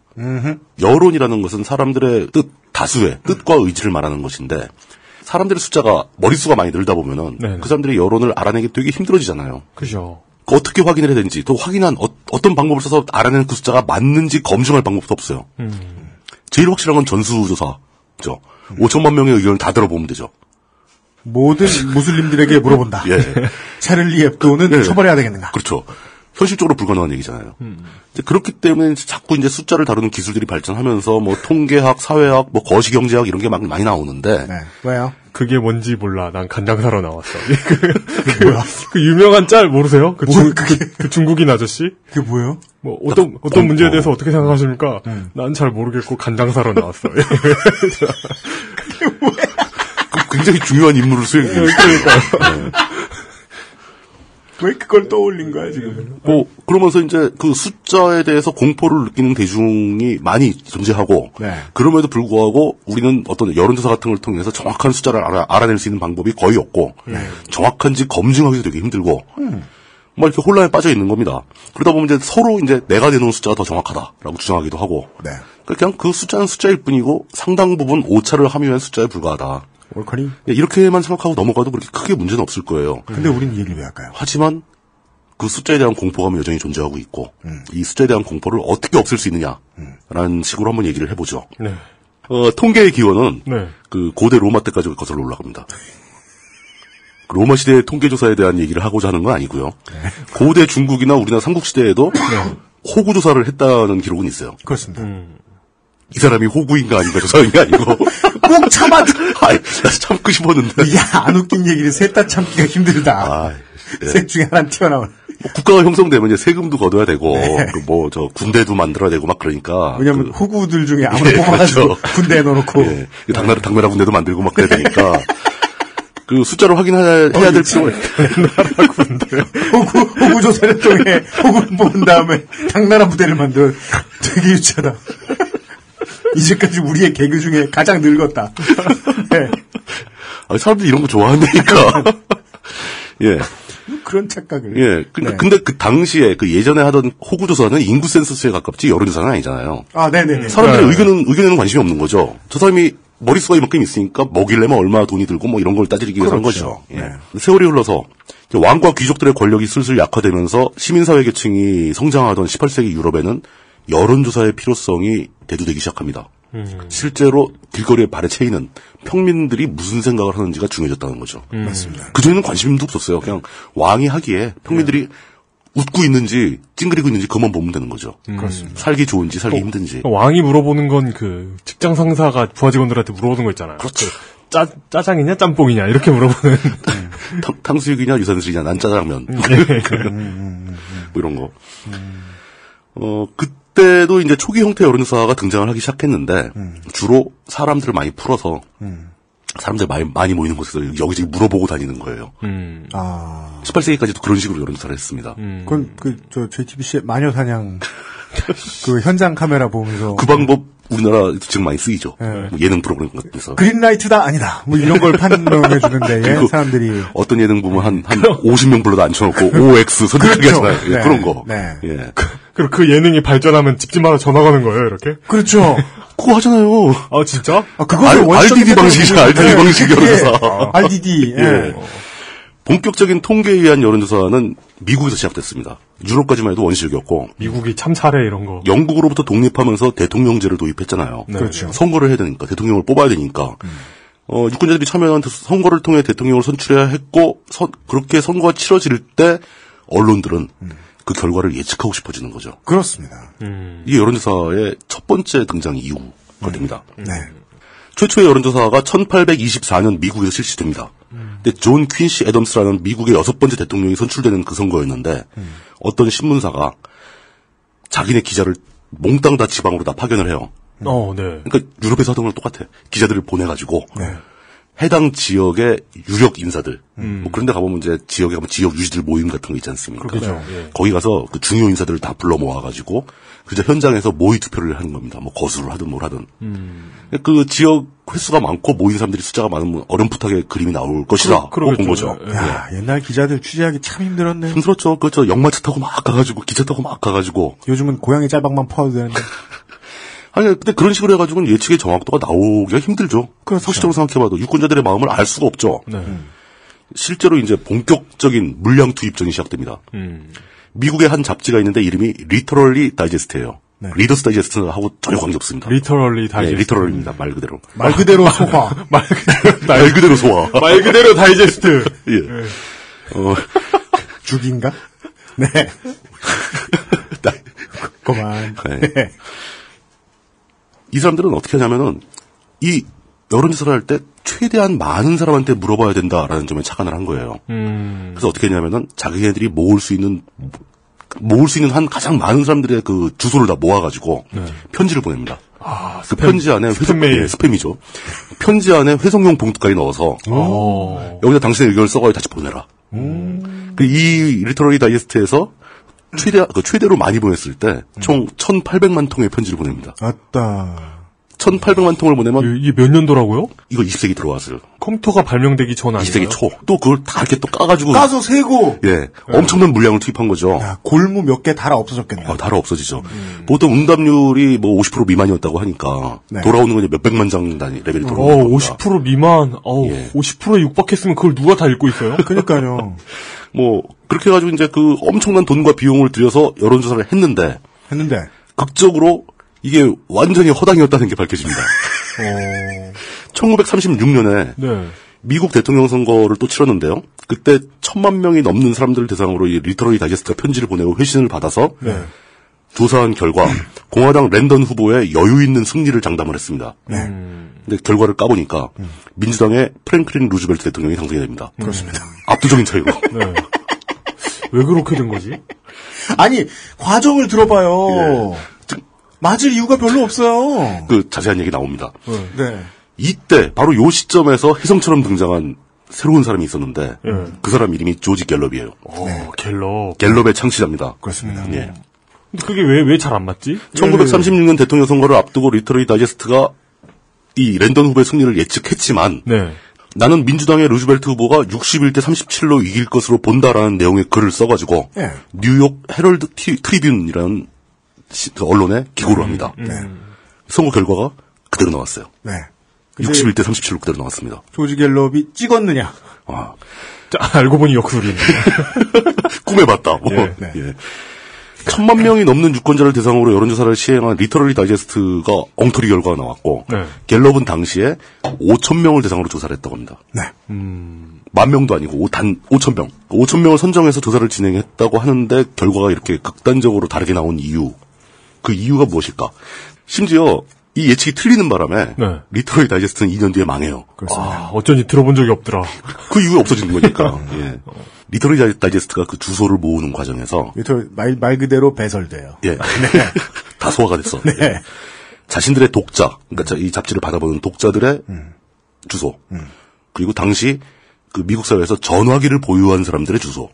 전화기를 통해서 주소를 받은 거죠. 여기서 답이 나와요. 자동차를 가진 사람들의 주소. 이거 왜 틀렸는가? 왜 틀렸는가? 당시 미국에도 그런 조건에 맞는 사람들은 어느 정도 생활이 안정된 중산층 이상인 거죠. 이때가 대공황 시절인데. 그렇죠. 대공황 시대에 차가 있고 집이 있고 전화가 있는 사람들. 즉 공화당 지지자를 대상으로 조사를 한 거예요. 그렇죠. 그런 계층은 당연히 공화당 지지가 압도적으로 높은 대상인 거죠. 그렇구나. 그 리터러리 다이제스트가 그런 문제를 가지고 있다는 걸 깨달은 사람이 갤럽이었던 거예요. 갤럽은 어떤 식으로 했냐면은 그때 이제 처음 나온 방식이 표본을 설계하는 겁니다. 표본 설계. 5,000명을 무작위로 뽑는 게 아니고 설계라는 거죠. 어떻게 설계를 하냐. 전체 유권자를 연령별, 소득별, 성별, 정치적 성향별로 다 나눕니다. 미국의 인구 구성 비율이 있을 거 아닙니까? 그 비율에 맞춰가지고 표본을 뽑아야 된다는 거예요. 정의 표본을 그 비율에 못 맞추겠으면 가중치를 주는 거죠. 그렇죠. 예. 그 현대에 사용되는 아주 가장 기본적인 방법이거든요.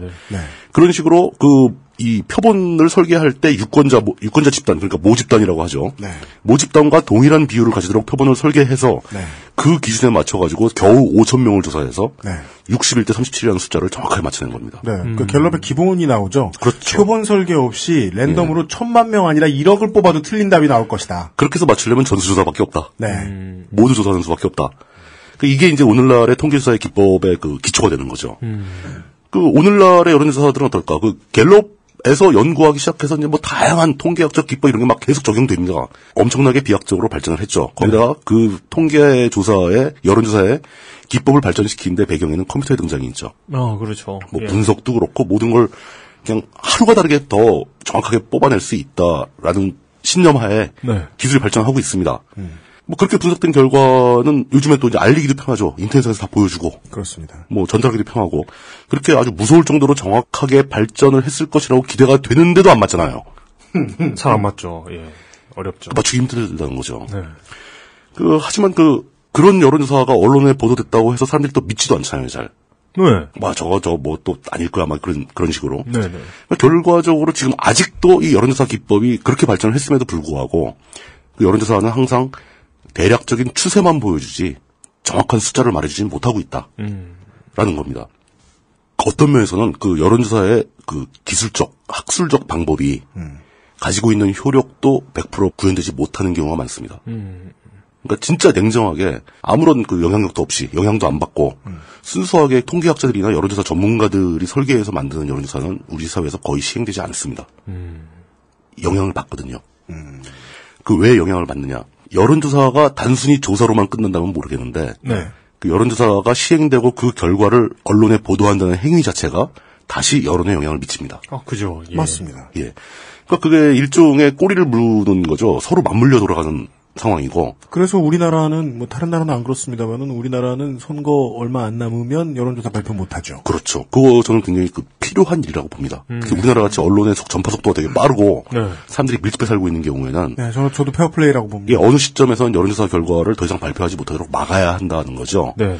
그 발표한다고 풀어놓으면은 그 정상적인 여론조사가 아니라 선거운동용 여론조사 결과가 발표가 될 겁니다. 그러겠죠. 예. 전혀 근거도 없이 막 지어내서 막 발표하겠죠. 미디어 갤럽 워치 뭐 이런 데서 발표하는 이름을 들어보면 어디서 들어본 것 같긴 하지만 정확하지 않은 아웃사이트 이런 거.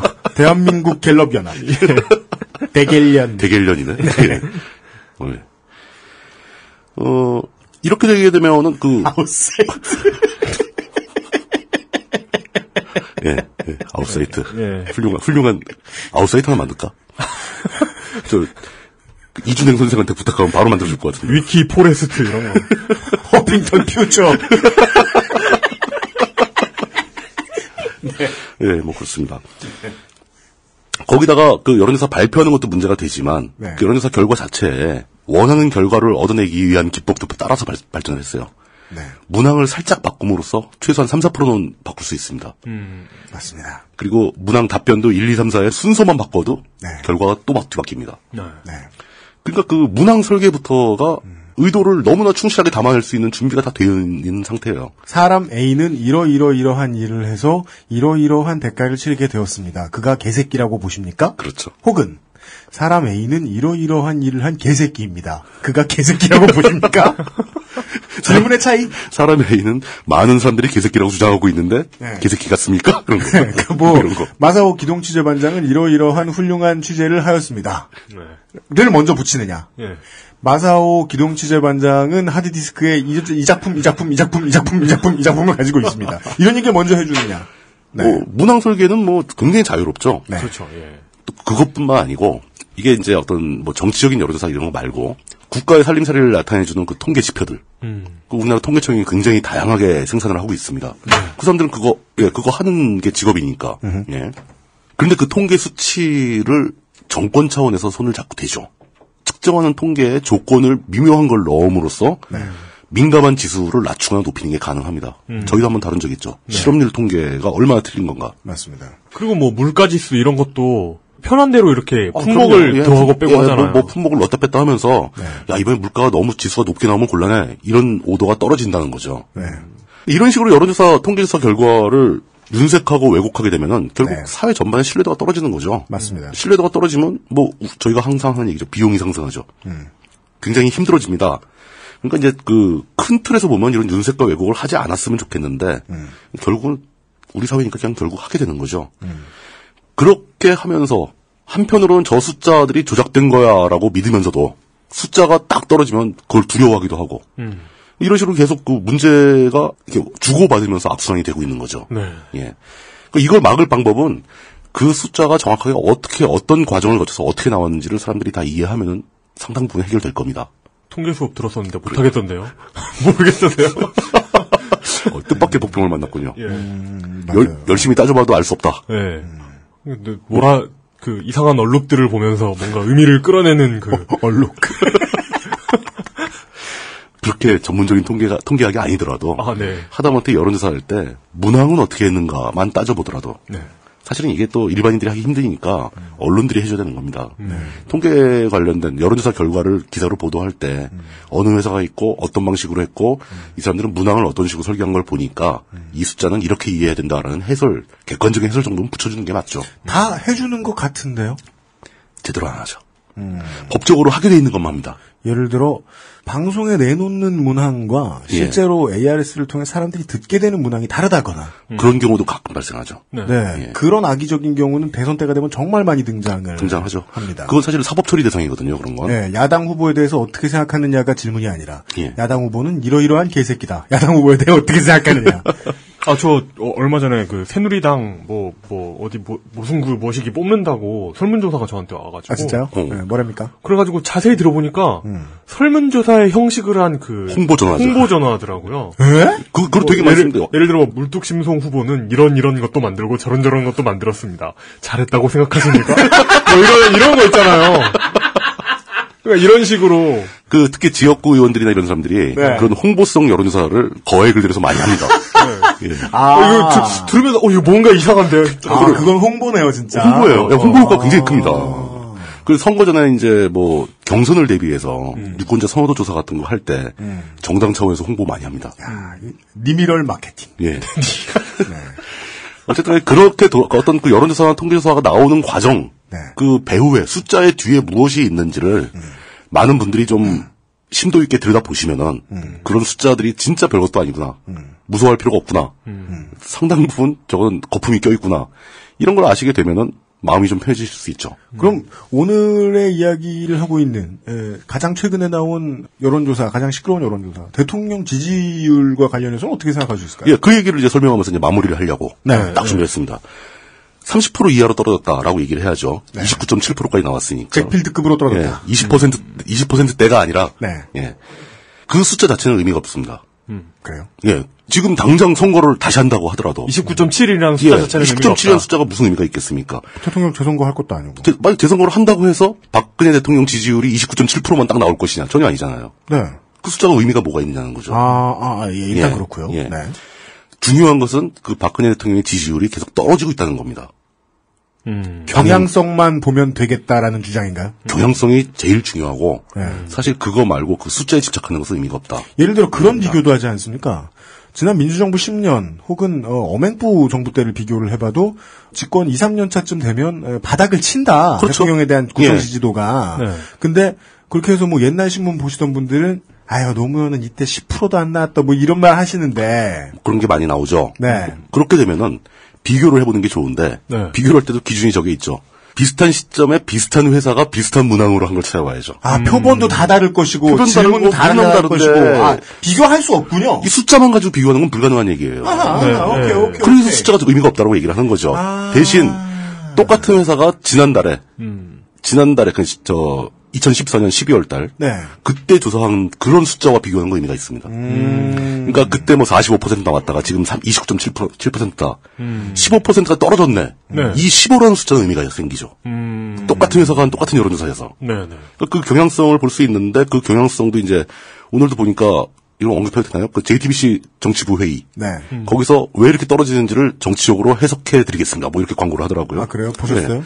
못 봤죠, 이거 녹음 중에. 우리 이거 다시구나.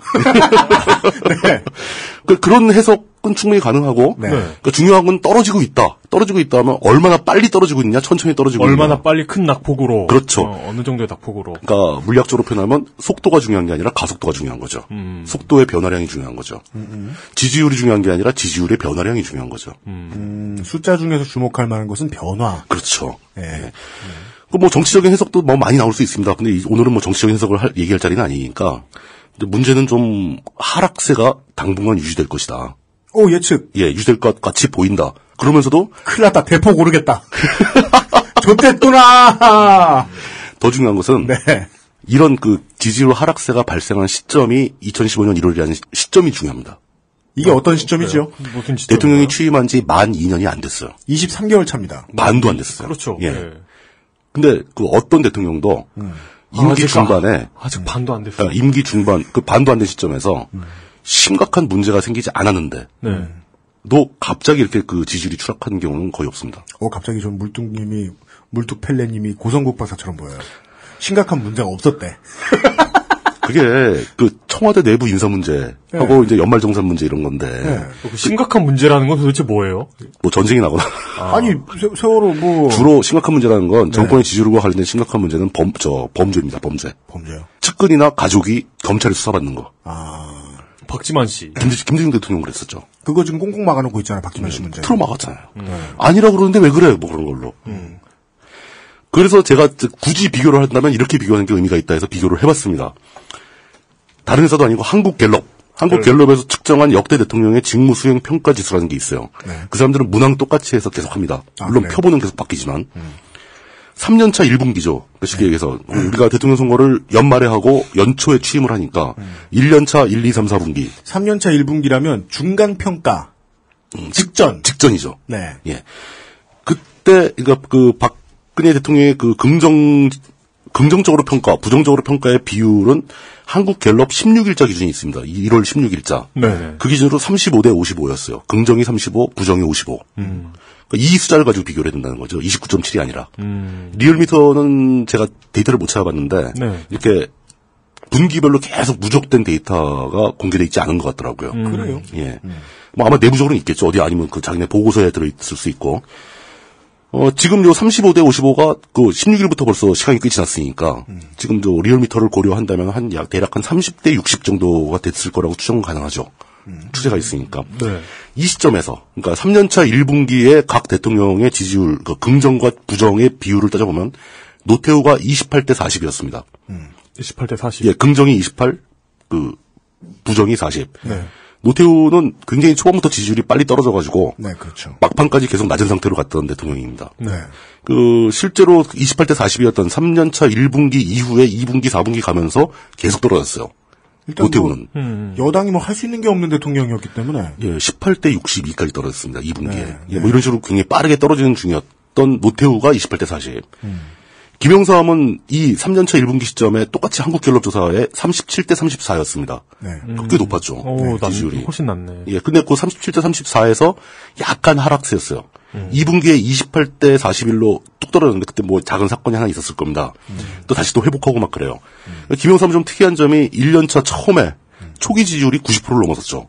그렇습니다. 예, 엄청난 지지율을 자랑하다가 막판에는 역대 대통령 중에 최악으로 떨어집니다. 5%대까지 떨어집니다. 당연합니다. IMF. IMF 한마디로 모든 게 설명이 되죠. 그 상황에도 지지하시는 분들도 참 대단한 분들이십니다. 가족과 친구들과 뭐 이런 사람들만 해도 5%는 되겠죠. 가족이 되게 많은 칸인 거죠, 칸. 네. 김대중 대통령은 3년차 1분기 시점에서 49대 20이었습니다.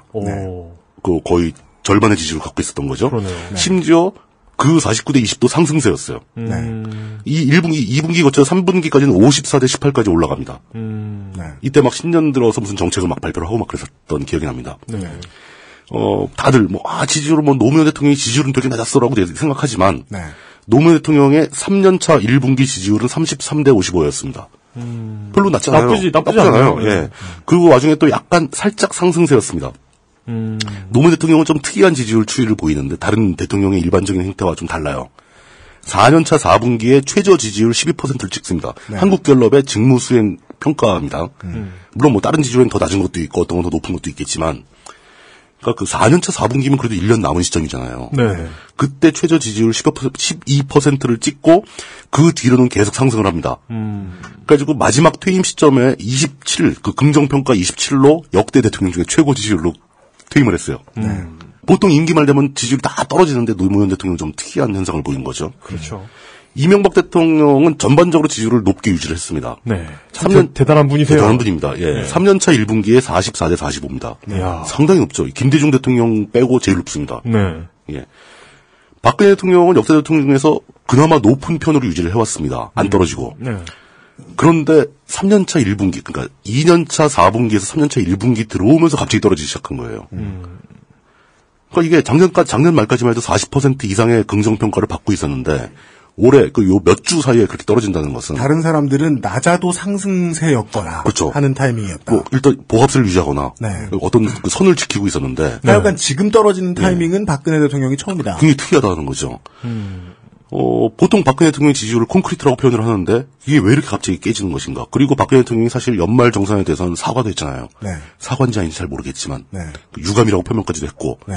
그런데도 그 하락세를 못 막은 거잖아요. 이게 되게 특이하고 의미심장합니다. 왜냐하면 대한민국 국민들의 마지막 감정적 저지선인 그렇죠. 커피를 건드렸기 때문이죠. 아, 그런가? 씨발, 커피만은 관심 갖지 말아라, 제발. 진보와 보수를 아울러 모두가 지금 박근혜 대통령에게 흡수하고 있습니다. 커피 때문에 발끈했다? 네, 지금 커피세를 물리겠다, 이런 소리가 나올까봐. 저는 더 심각한 문제는 역시 그 청와대 인사에 있다고 봅니다. 전 커피다. 청와대 인사를 잘못해가지고 지지율이 떨어진 것은 청와대 인사를 잘못해서 커피에 세금을 물리는 거예요. 합치면 그렇습니다. 네, 그럼. 근데 왜 애꿎은 연말정산을 왜 건드려? 뭐 어쨌든 청와대 인사가 문제가 되는 것은 보통 인사를 잘못하면은 지지율이 떨어집니다. 인사를 잘못했다라는 건 어떤 거냐면 그 사람이 무능하거나 뭘 그런 게 아니라 네. 대부분 인사를 해서 장관이나 이런 사람들이 하고 일을 하다가 비리 혐의로 적발돼가지고 처벌받을 때 이게 인사 실패거든요. 근데 박근혜 대통령은 특별히 비리가 없었잖아요. 굳이 말하면 그렇습니다. 네. 굳이 말하면 그렇습니다. 3인방 비서관 잘못한 거 없어요. 그러네. 그러고 보니까. 네. 그 사람들 검찰 조사 받은 적도 없고, 뇌물 받은 혐의도 없고, 비자금 조사한 혐의도 없어요. 네. 그럼에도 불구하고 사람들이 싫어하는 것은 그냥 괴담만 있을 뿐이죠. 괴담만 있을 뿐이죠. 사람들이 이런 식으로 생각하는 거로 저는 판단이 되는데, 그 어지간하면 좀 바꾸지 그랬는가. 사람들이 이렇게 많이 바꾸라고 그러면 바꿔도 되는데, 왜 안 바꾸고 고집을 피우는가. 깜짝이야. 왜 고집을 피우는가? 문제는 박근혜 대통령은 바꿀 수가 없다는 사실입니다. 사람들이 다 인식이 그렇게 왜 고집을 부리는지 모르겠다라고 생각을 하고 있는 와중에 다들 아시잖아요. 박근혜 대통령은 그 비서관 3인방 없으면 일을 못하는 사람입니다. 개선의 여지가 없다는 거예요. 대책을 세울 여지가 없다는 겁니다. 이게 심각한 거죠. 그렇기 때문에 이 지지율 하강세가 더 심각한 문제로 드러나는 거죠. 지금 다들 저보고 물패를 비웃으시지만. 오늘 만회하려고 지금 벼르고 나오신 거군요. 저는 진짜 걱정되어가지고. 큰일 났다. 지지율 오른다, 이제. 청와대를 향해서 꼭 이 말씀만 드리고 싶어요. 네. 부디, 부탁인데. 네. 임기만은 무사히 맞춰주시길 바란다. 네. 이상입니다. 청와대 관계자 여러분, 제가 우리 물뚝펠레 상인 고문 안 와서 그러는데요. 앞으로 지지율 오를 거예요. 스카이 라케팅. 네. 좋겠다. 나도 누가 물뚝님이 나한테 이렇게 안 좋은 얘기 해줬으면 좋겠다. 지금부터 샴페인병 막 흔드세요. 네, 지지율이 꾸준히 떨어질 것이라는 물뚝심송 상인 고문의 예측이었습니다. 네, 저희들은 잠시 광고를 듣고 돌아와서 오늘의 길이 제한 풀린 이용의 민주평톡을 들어보도록 하겠습니다. 안 길어요. XSFM입니다. 그래도 부모님 선물인데 이것저것 따져봐야 하지 않을까? 디톡스 효과, 혈액순환 개선 효과, 항산화 효과, 활성산소 억제. 다 알아보셨나요? 비교하실 필요 없죠? 언제까지나 마지막 선택. 아로니아 진. 대형 서점 문고 코너에서 산 그녀의 최고급 다이어리가 갑자기 초라해 보인다면? 스테픈 울프 빈티지 다이어리. 10년을 쓰려고 샀던 그의 벨트 1년밖에 쓰지 못했다면? 스테픈 울프 한우 가죽 벨트. Steppenwolf Genuine Leather. 컴스테이션은 조용한 형제들과 함께합니다. 돌아왔습니다. 이용 상임수석이 물뚝 스페셜을 준비한 것 같더라고요. 그건 아니에요. 길지는 않습니다. 뭡니까 오늘은? 저작권료는 청구하지 않겠습니다. 네. 예. 제목은 이겁니다. IS 과연 우연일까? What? 진짜 IS 얘기를 하려고? IS는 아니고요. 네. 그러니까 시사 이슈와 이용 이슈가 함께 붙어 있네요. 이게 뭐냐면, IS 이런 얘기를 한 10시간 해야죠, 하려면 진짜 본격적으로 하든가.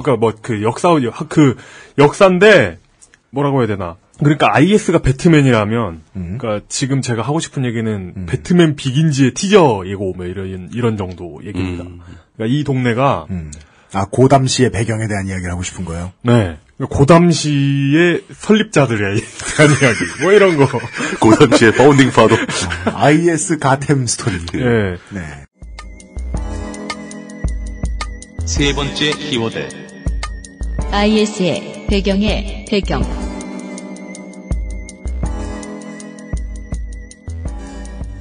그러니까 요즘 국제사회 문제아는 단연 이슬람입니다. 네. IS라는 희대의 괴집단도 나타났고요. 그렇죠. 그 결론을 너무 이렇게 그 시원한 거를 기대하진 마시고요, 청취자 여러분. 네, 2년 동안 옆에서 이용을 보좌해본 바. 네.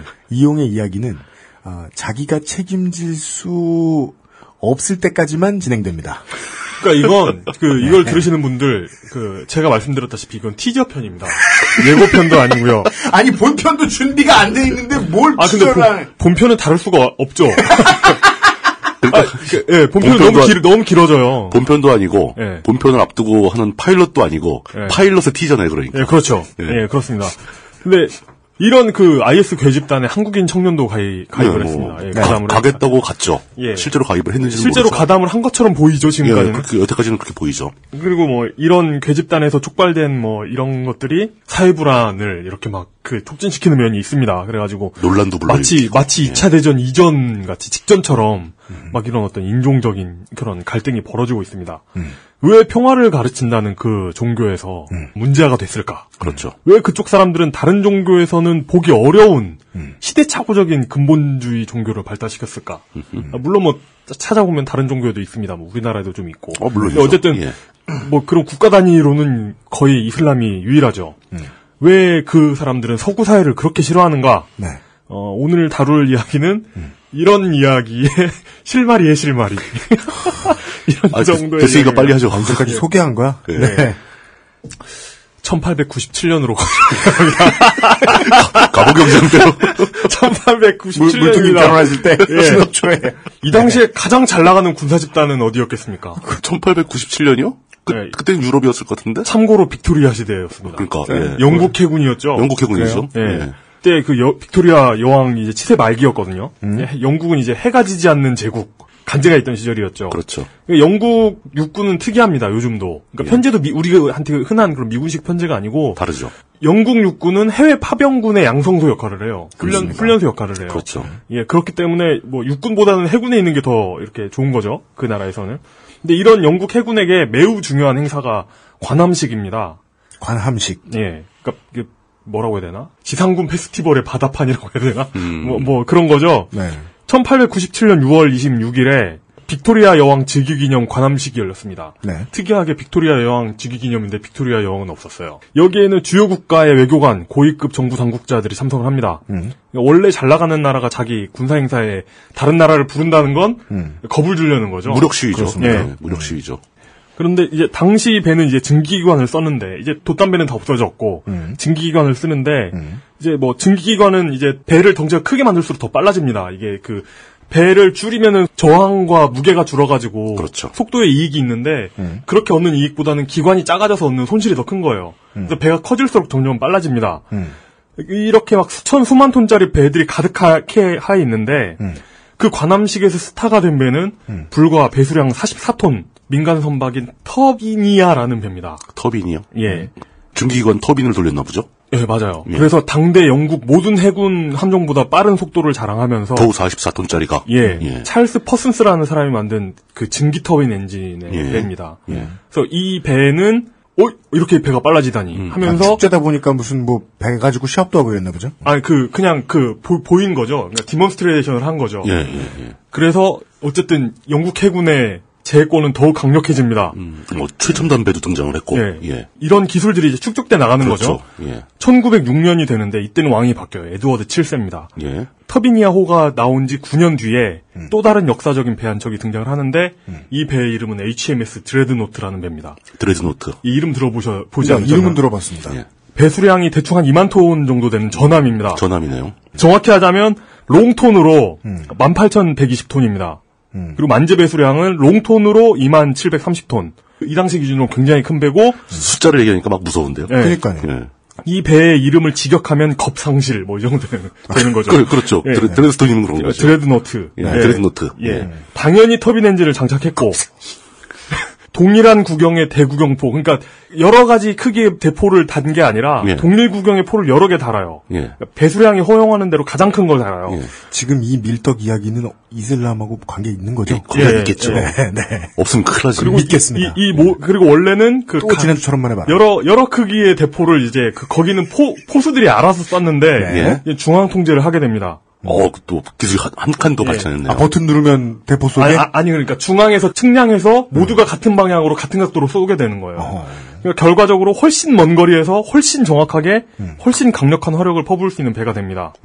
그래서 이 배의 설계 이념이 너무 효과적이니까 이런 설계 이념을 흉내낸 모든 배를 다 드레드노트라고 불러요. 이후에. 그러니까 어떤 배의 종류가 돼버렸다 이거죠. 네. 그리고 나서 이 배 이후로 거함거포 시대가 열립니다. 그렇죠.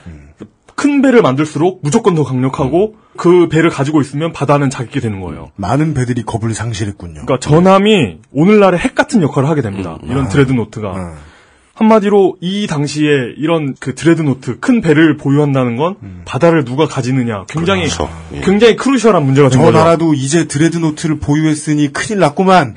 우리도 무역 같이 해야 되겠구만. 이래서 뭐 워싱턴 군축협정 이런 게 나오는 거죠. 그렇죠. 배를 만드는데 너무 돈이 많이 들어가니까 나라가 망하게 생겼으니까. 그러니까 핵 감축협정과 비슷한 거죠. 그럼 막 어디 이제 반도에 막 독재자 같은 사람이 나타나가지고 이휘소 박사를 불러와서 드레드노트를 만들자.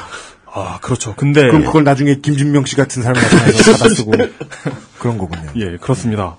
그리고 이제 또 해가 지나서 5년이 지나서 1911년이 됩니다. 전 세계를 주름잡는 영국 해군의 수장, 해군 대신에 약관 37세의 청년이 임명됩니다. 이 사람의 이름은 윈스턴 처칠입니다. 그렇죠. 워낙 훌륭한 분이어가지고 많은 일을 하셨죠. 그런데 그 중에서 거의 20세기 현대사회를 규정지어버렸다고 할 수 있는 중대한 결정이 하나 있습니다. 영국 해군 배들이 쓰는 연료를 석탄에서 석유로 전환합니다. 처칠이. 예. 물론 영국 해군은 이미 석유를 사용하고 있었어요. 그러니까 석탄 사용이 불가능한 배가 있습니다. 뭐 잠수함이라던가. 그렇죠. 석탄 창고를 두기 어려울 정도로 작은 구축함 정도. 이런 배들은 석유를 쓰기도 했는데 석탄을 쓰는 배라고 하더라도 일종의 그 스팀팩 개념으로 석탄에 석유를 뿌려서 이렇게 그렇죠. 보일러에 넣는 경우가 있었어요. 화력을 올리기 위해서. 예. 근데 지금 생각하면 모든 해군 함정이 연료를 그 석유로 바꾸는 게 마치 당연한 규결 같이 느껴지는데 그 당시로서는 혁신적인 어떤 모험적인 시도였던 모험적이고 거죠. 혁신적인 시도였던 거죠. 이제 영국에서 만드는 군함이 모두 석유만 쓰게 만들어졌습니다. 근데 배가 연료를 바꾸는 건 자동차 연료를 바꾸는 거하고는 좀 달라요.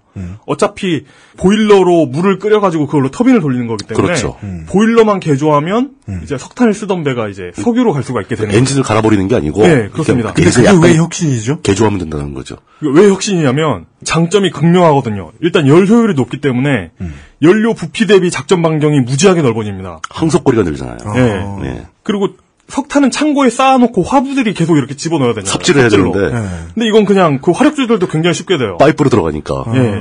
그리고 연기가 안 나요. 연기가 적게 나요. 근데 이 당시는 눈으로 보고 대포를 쏘는 시대잖아요. 그 석탄을 떼면 연기가 많이 나기 때문에 멀리서도 잘 보여요. 조준이 쉬워진다는 거죠. 굴뚝에서 연기가 무럭무럭 나니까. 근데 석유를 떼면 훨씬 잘 눈에 안 띄게 됩니다. 매연이 줄어서. 전략적으로 중요한 문제죠. 그리고 연료가 저장하기도 쉽고 운반도 쉽고 보급도 쉬워져요. 근데 한 가지 문제가 있습니다. 석유를 쓰는데 석탄은 사우스웨일즈나 이런 데서 영국 본토에서 나요. 이 얘기가 이리로 가는군요. 네, 그렇죠. 영국 본토에서 납니다. 반면에 석유는 전량 수입해야 됩니다. 영국은 석유가 없었죠. 그때는 지금처럼 북해 유전이 발견된 때도 아니었고, 그리고 설령 북해 유전이 그 당시에 발견됐어도 채굴할 방법이 없어요. 시추 기술이 안 되죠. 없으니까. 이제 모든 영국 배는 HMS라고 붙거든요. 그러니까 이 당시는 에드워드 7세니까 히스 매제스티 쉽이 되는 거예요. 그렇죠. 모든 그 황제 폐하의 배들이 이제 영국이 아닌 곳에서 연료를 구해와야 되는 때가 됐습니다. 심각한 문제였던. 그래서 모험적인 시도가 되는 거죠. 그러면 이렇게가 이베리아 반도를 지나서 수에즈 운하를 뚫고 지나서 기름 사러 가야 되는 거예요? 자, 그러니까 영국 주소가 너무 멀어. 영국은 전 세계적인 헤게모니를 가지고 있죠. 그렇죠. 그리고 이걸 유지해야 됩니다. 이걸 유지하려면 해군이 있어야 돼요. 해군을 유지하기 위해서는 석유가 있어야 됩니다. 1911년, 지금이야 뭐 유전이 어디에든 있죠. 우리나라 빼고. 근데 1911년에는 유전이 어디 있었을까요? 우리가 지금 생각하는 것보다 훨씬 적습니다. 거의 없었죠. 몇 군데 없어요. 우리가 알고 있는 많은 유전이 뭐 20세기 중반이나 그렇죠. 좀 나중에 개발되죠. 일러도 한 1930년대가 돼야 개발이 돼요. 시추 기술의 문제도 있었겠죠. 그렇죠. 예. 네. 이 당시에는 대충 세 가지 포인트로 보시면 됩니다. 승질내려고 그랬다가 이제 재밌어졌어. 예. 우선 당시의 석유 이꼴 바쿠 유전입니다. 바쿠 유전. 예. 현재 카스피의 서한에 있는 아제르바이잔이라는 나라가 아제르바이잔. 있거든요. 네. 아제르바이잔의 수도가 바쿠예요. 이 나라는 그 고대부터 석유가 났습니다. 왜냐하면 그냥 그럴 수밖에 없지. 우물처럼 이렇게 나와요 석유가. 지어서 뿜어 나와요 석유가. 예. 그래서 그냥 석유가 이렇게 질질 흐르기 때문에 뭐 그냥 여기는 땅에서 물에 타는 물이 나오네 뭐 이런 식으로 봤던 그런 동네입니다. 그리고 페르시아만에서도 석유가 났습니다. 그렇죠. 그러니까 대충 이란, 사우디, 쿠웨이트, 이라크 같은 나라도 이렇게 석유가 나요. 근데 이라크가 그 메소포타미아잖아요. 그렇죠. 그 수메르 문명이나 그 메소포타미아 문명 보면 방수제로 역청이라는 걸 씁니다. 예. 그 천연 아스팔트예요. 아스팔트죠. 천연 아스팔트죠. 역청이. 이건 역시 그냥 그냥 자연적으로 비어져 나오는 석유예요. 예. 그거 퍼다가 이렇게 바르는 거죠. 그러니까 이 당시에는 이렇게 질질 그 땅에서 저절로 흘러나오는 석유 말고는 그러니까 따로 채굴 하거나 이렇게 석유를 탐사하는 방법이 발전되지 않았던 거예요. 몇백 미터 땅 속에 있는 걸 캘 방법이 없죠. 네. 예. 그러니까 마지막으로 이제 미국에서 석유가 났는데, 근데 당시에 미국은 그냥 미국이니까. 미국은 미국이니까 그냥 그 논외로 치죠. 그냥 그 오랑캐들이니까. 그랬습니다. 그리고 너무 멀기도 하고. 당시 석유가 나던 지역의 공통점이 뭐냐면, 영국인들 입장에서의 문제점이 뭐냐면 미국을 빼고는 석유가 나는 동네가 전부 무슬림이 지배하는 곳이라는 거였던 겁니다. 네. 이라크, 사우디 지역은 오스만 투르크가 지배를 하고 있고 페르시아만 북쪽 해안하고 아제르바이잔은 당시에 페르시아를 지배하고 있던 카자르 왕조 지배하에 있습니다. 물론 1911년 처칠이 해군 연료를 석유로 교체한다고 했을 때 석유를 우리가 수급할 자신이 있으니까 그랬을 거 아니에요. 그렇죠. 확보할 자신이 생겼으니까 바꾼 거죠. 그 나름의 자신감이 있었습니다. 왜냐하면 당시 유럽 열강이 청나라, 인도, 일본 이런 데 막 털어먹고 있었고 다른 문명권 나라를 막 털어먹고 있었고 그 탈탈 털리던 나라들 중에는 오스만 제국하고 카자르 왕조도 포함이 되어 있었기 때문입니다. 털 자신이 있었다. 예. 일단 아제르바이잔 그 바쿠 유전 같은 경우는 카자르 왕조가 지배를 하고 있다가 19세기 초 그러니까 한 1813년 정도에 이미 러시아 제국이 카자르 왕조한테 뺏어요. 그러니까 이미 1911년 시점으로 100년 전에 러시아가 뺏어간 거죠. 그렇죠. 이 당시 러시아는 지금 러시아하고 많이 달라가지고 가즈프롬이 없었어요. 그래서 기술이랄 것이 없기 때문에 흘러나오는 것만 주워 담는 수준. 기술이랄 게 없기 때문에 러시아 그 국내 자원이 발견되면 미국, 영국, 독일 이런 데서 와가지고 채굴을 해갔습니다. 그랬겠죠. 예. 그래가지고 그때까지 러시아는 농사만 짓던 나라니까. 1873년 바쿠 유전을 개발해가지고 현대적으로 상업화한 회사가 브레노벨이라는 회사예요. 더 페트롤리움 프로덕션 컴퍼니 노벨 브라더스 리미티드예요. 이 회사는 스웨덴에 있는 노벨 가문이 운영하는 회사였는데 그렇죠. 이 가문의 에밀 노벨이라는 사람이 폭발물 사고로 죽어요. 근데 형이었던 알프레드가 이 사건에 자극을 받아가지고 안전한 폭약을 만들었는데 이게 다이너마이트가 됩니다. 알았어요. 가던 길로 이러다가 이제 노벨상까지 가는 거잖아. 그렇습니다. 그리고 한 10년 정도 텀을 두고 독일대 유태인 자본인 로스차일드 가문이 들어옵니다. 로스차일드가 나타나죠. 그리고 그 뒤이어서 록펠러의 스탠다드 오일이 들어옵니다. 그렇죠. 바쿠 유전은 말 그대로 리터럴리 20세기 서방 명문가들을 줄줄이 탄생시킨 장소입니다. 세계화의 모태. 전 세계 에너지의 공급원이었던 거죠. 그렇군요. 뭐 여기에는 뭐 나중에 로얄 더치 쉘도 들어오고 러시아 국영 석유 회사도 들어오고 하여튼 여기 엄청난 장소입니다. 지금도 석유가 나오고 있고요. 그리고 그 카자르 왕조가 지배하고 있는 이란의 나머지 지역도 러시아하고 영국이 합심해서 탈탈 털기 시작합니다.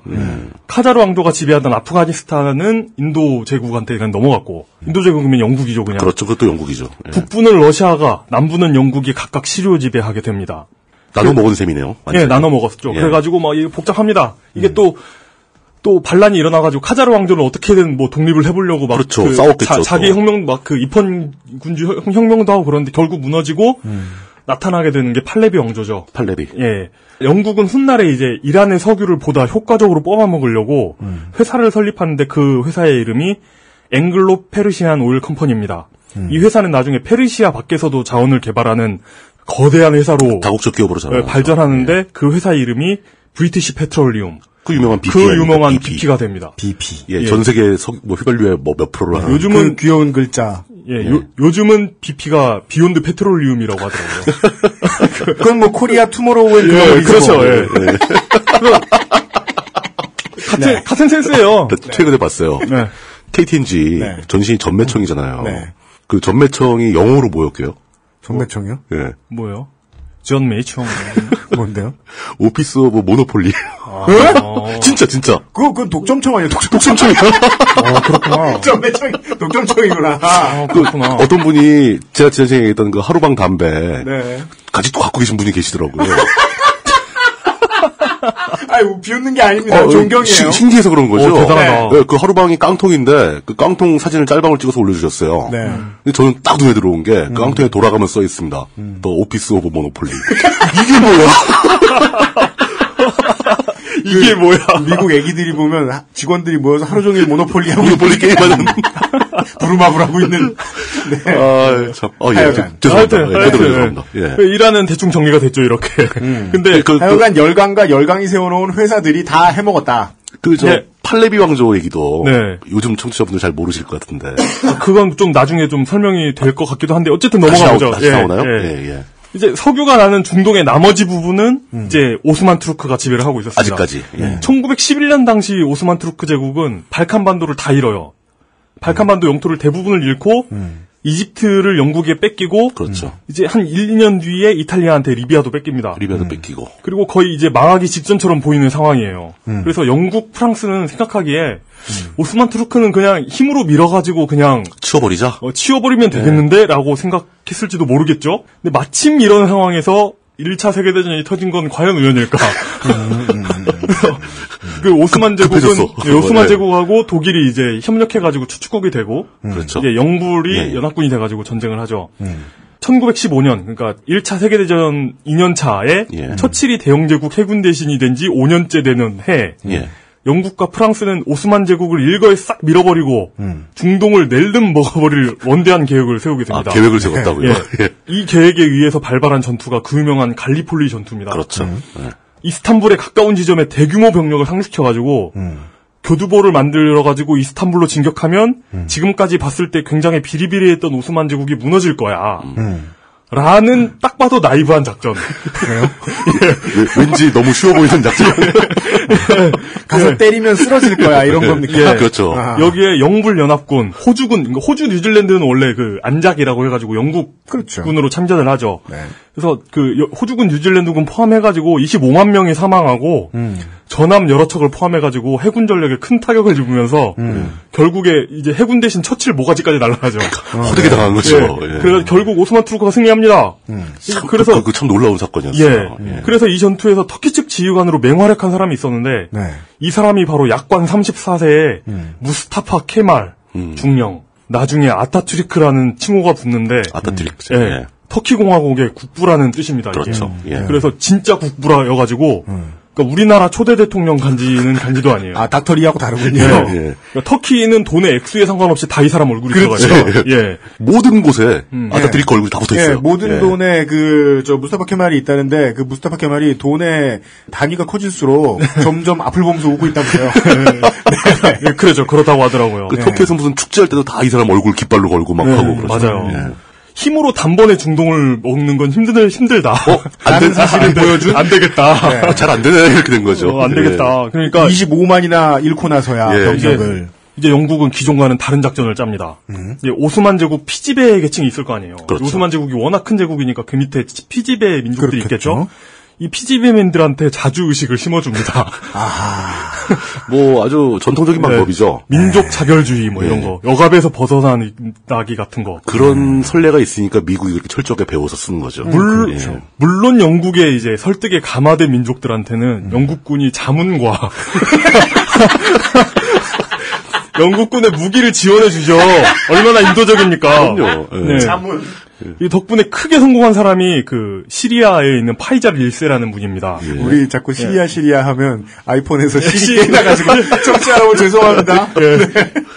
파이잘 1세가 뭔지 모르겠어요. 이러는데.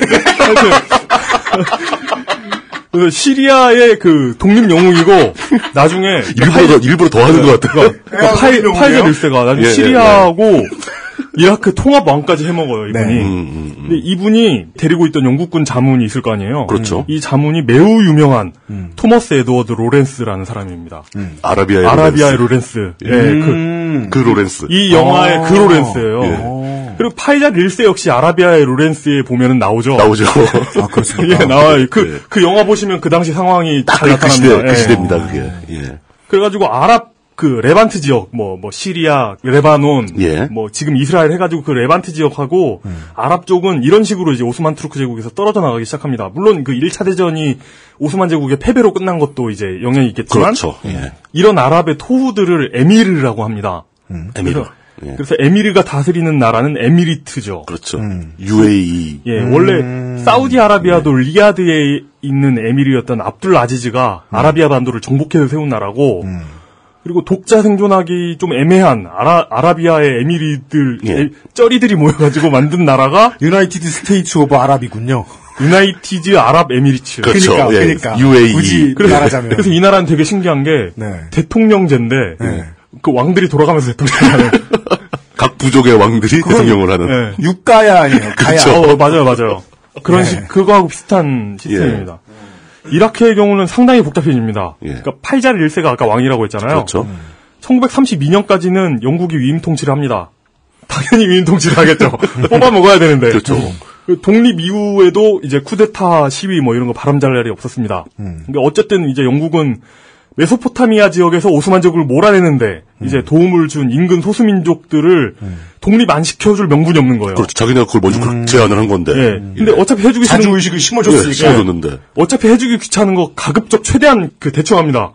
그래가지고 정열적으로 대충하는 거예요. 그래가지고 시리아인, 아르메니아인, 아랍인들 나름대로 다 지들 나라를 이렇게 챙겨주는데. 쿠르드족은 까먹었는지 어떤 건지 자기들의 나라를 가지는데 실패합니다. 빠뜨렸어. 예. 그래서 이제 여기까지도 너무 대충 다뤄가지고 욕 먹고 너무 길어서 욕 먹고 양면에서 욕을 먹게 생겼는데 어쨌든. 재밌었어요. 사우디는 그 영국, 미국하고 전통적으로 계속 친하게 지내죠. 그렇죠. 국력을 계속 축적합니다. 아랍 산유국의 굉장히 모범적인 사례예요. 어찌 보면. 서방사회하고 굉장히 친한. 사우디에 있는 유저는 소칼이라고 해가지고 스탠다드 오일 오브 캘리포니아라는 회사에서 개발합니다. 그렇죠. 왜 캘리포니아가 붙냐면 스탠다드 오일이 반독점법으로 깨지거든요. 그래서 주마다 깨집니다. 그때 쪼갠 거죠, 국가에서. 그래서 소칼에서 이제 그 사우디에 있는 유전을 개발합니다. 캘리포니아 아라비안 스탠다드 오일 컴퍼니라는 회사를 세우고 그렇죠. 회사 이름이 이제 아라비안 아메리칸 오일 컴퍼니가 됩니다. 그리고 이걸 줄여가지고 아람코라고 부르죠. 아람코. 우리나라 S-오일은 아람코의 자회사입니다. 그렇죠. 맞습니다. 아람코에서는 이제 사우디한테 껌값을 주면서 석유를 지거신양 팝니다. 근데 압둘 아지즈 국왕이 어이씨 장난하냐. 왜 우리 거 이렇게 많이 가져가냐. 너네 회사 자산이 우리나라에 많이 있는데 그거 다 강제로 국유화할 거다라고 협박을 해가지고 수익을 5대5로 나누게 돼요. 그러다가 80년대에는 완전히 국유화를 합니다. 근데 그게 이란처럼 막 한 게 아니고 돈으로 했습니다. 그동안 번 돈으로 아람코를 국유화해요. 먹고 떨어져라. 그러면서 자기가 뺏어간 거죠. 장기 플랜의 결론이 나온 거고. 사우디는 상당히 모범적인 사례고 이른바 이제 그 세븐 시스터즈라고 불리는 석유 메이저들이 중동 국가들을 알차게 빼먹습니다. 그렇죠. 자, 정리를 해보면 이 지역에 아랍, 페르시아, 메소포타미아, 레반트 같은 지역은 같은 중동이지만 인종, 언어, 문화적으로 상당히 이질적입니다. 심지어 종교도 같은 이슬람이라지만 이라크는 수니파고 이란은 시아파예요. 근데 문제는 이 나라들이 민족적 정체성이라던가 현대적인 국가의 개념이라던가 민주주의라던가 하는 개념을 정립하는 데 있어서 서구 열강의 그 석유를 바라본 침탈이 너무 결정적인 역할을 한 거죠. 너무 길었고 너무 가혹했죠. 그러니까 민족주의적 자각이 사실상 석유를 탐낸 영미가 오스만 투르크를 견제하기 위해서 이 지역에 억지로 주입했다고도 봐도 완전히 틀린 말은 아닌 거예요. 그렇죠. 그 사람들은 그 민족 개념 같은 걸 별로 중시하지 않아요. 바이러스를 놓은 거군요. 우리나라도 일본 식민 통치와 근대화 혼재돼가지고 막 이렇게 아직도 골치가 아프잖아요.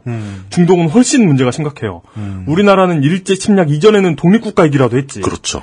어쨌든 우리나라는 석유가 안 나가지고 그런 나라들이 길을 쓰고 들어올 이유는 딱히 없기도 했죠. 사실 가혹하게 당하진 않은 거죠, 사실은. 근데 중동은 이란과 터키 말고는 원래부터 피지배민이었습니다. 그렇죠. 민족적 정체성, 국가적 정체성을 규정할 게 없다는 거죠. 그러니까 원래 중동을 지배하는 제국이었다가 그러니까 터키 말이죠. 그렇죠. 이제 성공적으로 이제 오스만 투르크에서 터키 민주공화국이 됐죠. 민주공화국? 터키 공화국이 터키 됐죠. 공화국이죠. 예. 근데 터키는 이슬람 국가이기는 한데 매우 민족주의적인 나라입니다. 그래도 특이해요. 투르크 예. 민족이죠. 제가 보기에는 원래 자기들의 정체성이 있는 나라이기 때문에 그게 가능하다고 생각해요. 그렇기 때문에 공화국으로 독립할 수 있었죠. 예. 터키는 무함마드, 그러니까 종교 예. 무함마드 역시 종교적 성자로 추앙받지만 터키에서 진짜 신성시되는 인물은 무스타파 케말, 그렇죠. 아타투르크, 철저히 세속적인 국가입니다. 터키는 이란도 다른 중동하고는 성격이 약간 달라요. 그러니까 완전 친서방 정권이었죠. 팔레비 왕조가. 팔레비가 그렇죠. 이거 뭐 여담이지만 최근에 구입한 전투기, 그 나라가 구입한 전투기 목록을 이렇게 시대별로 보면 그 나라의 정치 상황을 알 수 있거든요. 전 세계에서 F-14 전투기를 사용한 나라는 이란하고 미국밖에 없습니다. 그렇죠. 그리고 F-15를 가장 빨리 구입했던 나라 중에 하나가 사우디아라비아고요. 팔레비 시절에 산 거죠. F-14를. 맞습니다. 팔레비 왕조가 시아파 혁명으로 전복되고 이슬람 근본주의 정권이 들어섭니다. 호메이니. 예. 왜냐하면 팔레비 왕조는 너무 친서방이었거든요. 팔레비 왕조가 굉장히 친서방적이면서 뭐 민주주의 이런 거 표방하고 있는 거 있잖아요. 그거 전부가 부정되는 거예요. 오히려 정반대쪽으로 극단으로 가버렸죠. 네. 그런데 그러면서도 이렇게 근본주의 정권이 들어서면서도 이란은 세속국가로서의 면모를 버린 건 아니에요. 그러니까 이란의 근본주의에는 서구 열강의 착취로부터 페르시아를 보호해야 한다. 그런다는 굉장히 세속적인 목표가 들어있습니다. IS하고는 성격이 완전 달라요. 다르죠. 그런데 다른 중동 나라에서는 우리가 근대적 가치라고 부르는 것들이 모두 자신들을 착취하러 온 외부인의 것인 거죠. 그렇죠. 예를 들어 뭐 이라크인의 정체성은 후세인에 있는 것도 아니에요. 당연히 아니고. 그렇다고 그 이전 파이잘 국왕한테 있는 것도 아니에요. 그것도 아니고. 영국에게 그 위임 통치하던 그 국왕한테 있는 것도 아니고, 그 전에 뭐 영국이나 미국한테 있는 것은 더더욱 아니고, 그 전으로 올라가서 오스만 투르크에 지배되던 시절 오스만 투르크가 우리의 정체성인가? 아니죠. 뭐 사실 이라크 입장에서는 오스만 투르크가 원래 지배자였고 그게 영미로 바뀐 거라고 같은 거로 볼 수도 있어요. 네. 그러니까 터키 지금도 국정 맞대고 싫어하고 있잖아요. 그러니까 서로. 그 터키 사람들 되게 싫어하죠. 결국 돌아갈 곳은 종교밖에 없는 거예요. 그것도 그러니까 정체성으로 삼을 만한 것이 종교밖에 없다. 그것도 세속화된 종교가 아니라 진짜 근본주의 종교. 오리지널 종교로. 물론 그 결과가 이제 폭력과 전쟁, 각종 범죄이긴 합니다만은 그 근본주의의 폐해이기도 하죠. 이건 그 이슬람교의 문제도 아니고 따지고 보면 그렇죠. 인종의 문제도 아니고 확실히 그 오랜 세월 동안 누적된 정치 경제적인 문제라고 보는 것이 맞습니다. 여전히 그 세계 석유 매장량이 그 찾아보니까 대충 1조 4,815억 2,600만 배럴 정도라고 하더라고요.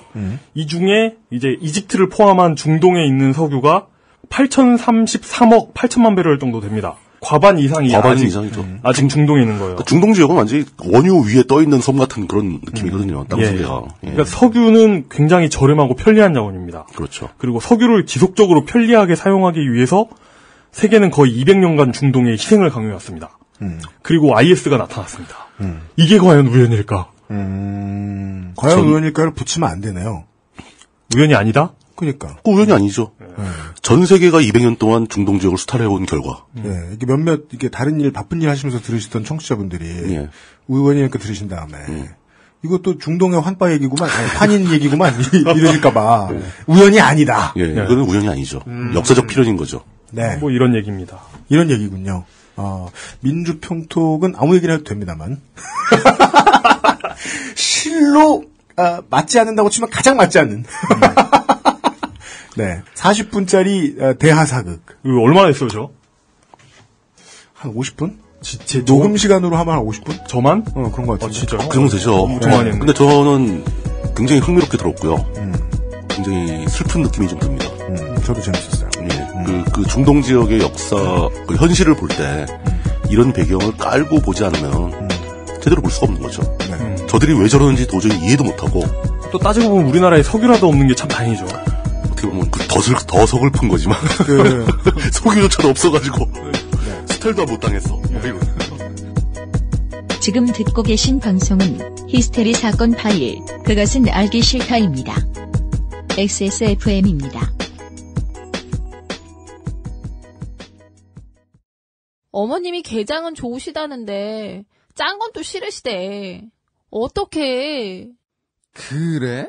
노건 간장게장. 부드럽고 고소한 게살, 짜지 않고 향긋한 간장, 매콤한 청양고추, 노건 간장게장. 엑세스몰에서 만나보세요. 간장게장! 언제까지나 마지막 선택. 아로니아 진. 최후의 승자는 단 하나. 가짜 맞고 신의 손. 오늘 민주평톡에서는 세 가지를 이야기를 해드렸습니다. 남의 지적재산권을 우습게 보았기 때문에 지적재산권을 가지고 있는 사람들을 본의 아니게, 지들 본인인지 모르겠습니다만 핍박해버린 어떤 언론사. 지지율은 종종 사람을 속이는데 분명치 않은 숫자를 가지고 대중에게 윽박을 지르는 언론을 저희 나름대로 해석하는 방식에 대해서도 이야기를 했고요. 그리고 아주 짧은 시간에 두세 기 동안의 수탈사에 대한 이야기까지 들어보았습니다. 오늘의 길다란 민주평톡 여기까지고요. 내일 이 시간에는 월말에 행사하죠. 무슨 행사요? 저는 이 행사를 치르고 나면 월급날이구나 이런 생각이 듭니다. 뭐지? 기동취재죠. 그렇지. 네. 내일 이 시간에 거동취재만 아니면 난 좋아. 네. 민주평톡을 통해서 키운 기동취재 하나 들고서 다시 만나 뵐 것을 약속드리겠습니다. 울뚝심송사인고문가 이용 상임수석, UMC의 책임 프로듀서였습니다. 내일 다시 뵙죠. 안녕히 계십시오. 감사합니다.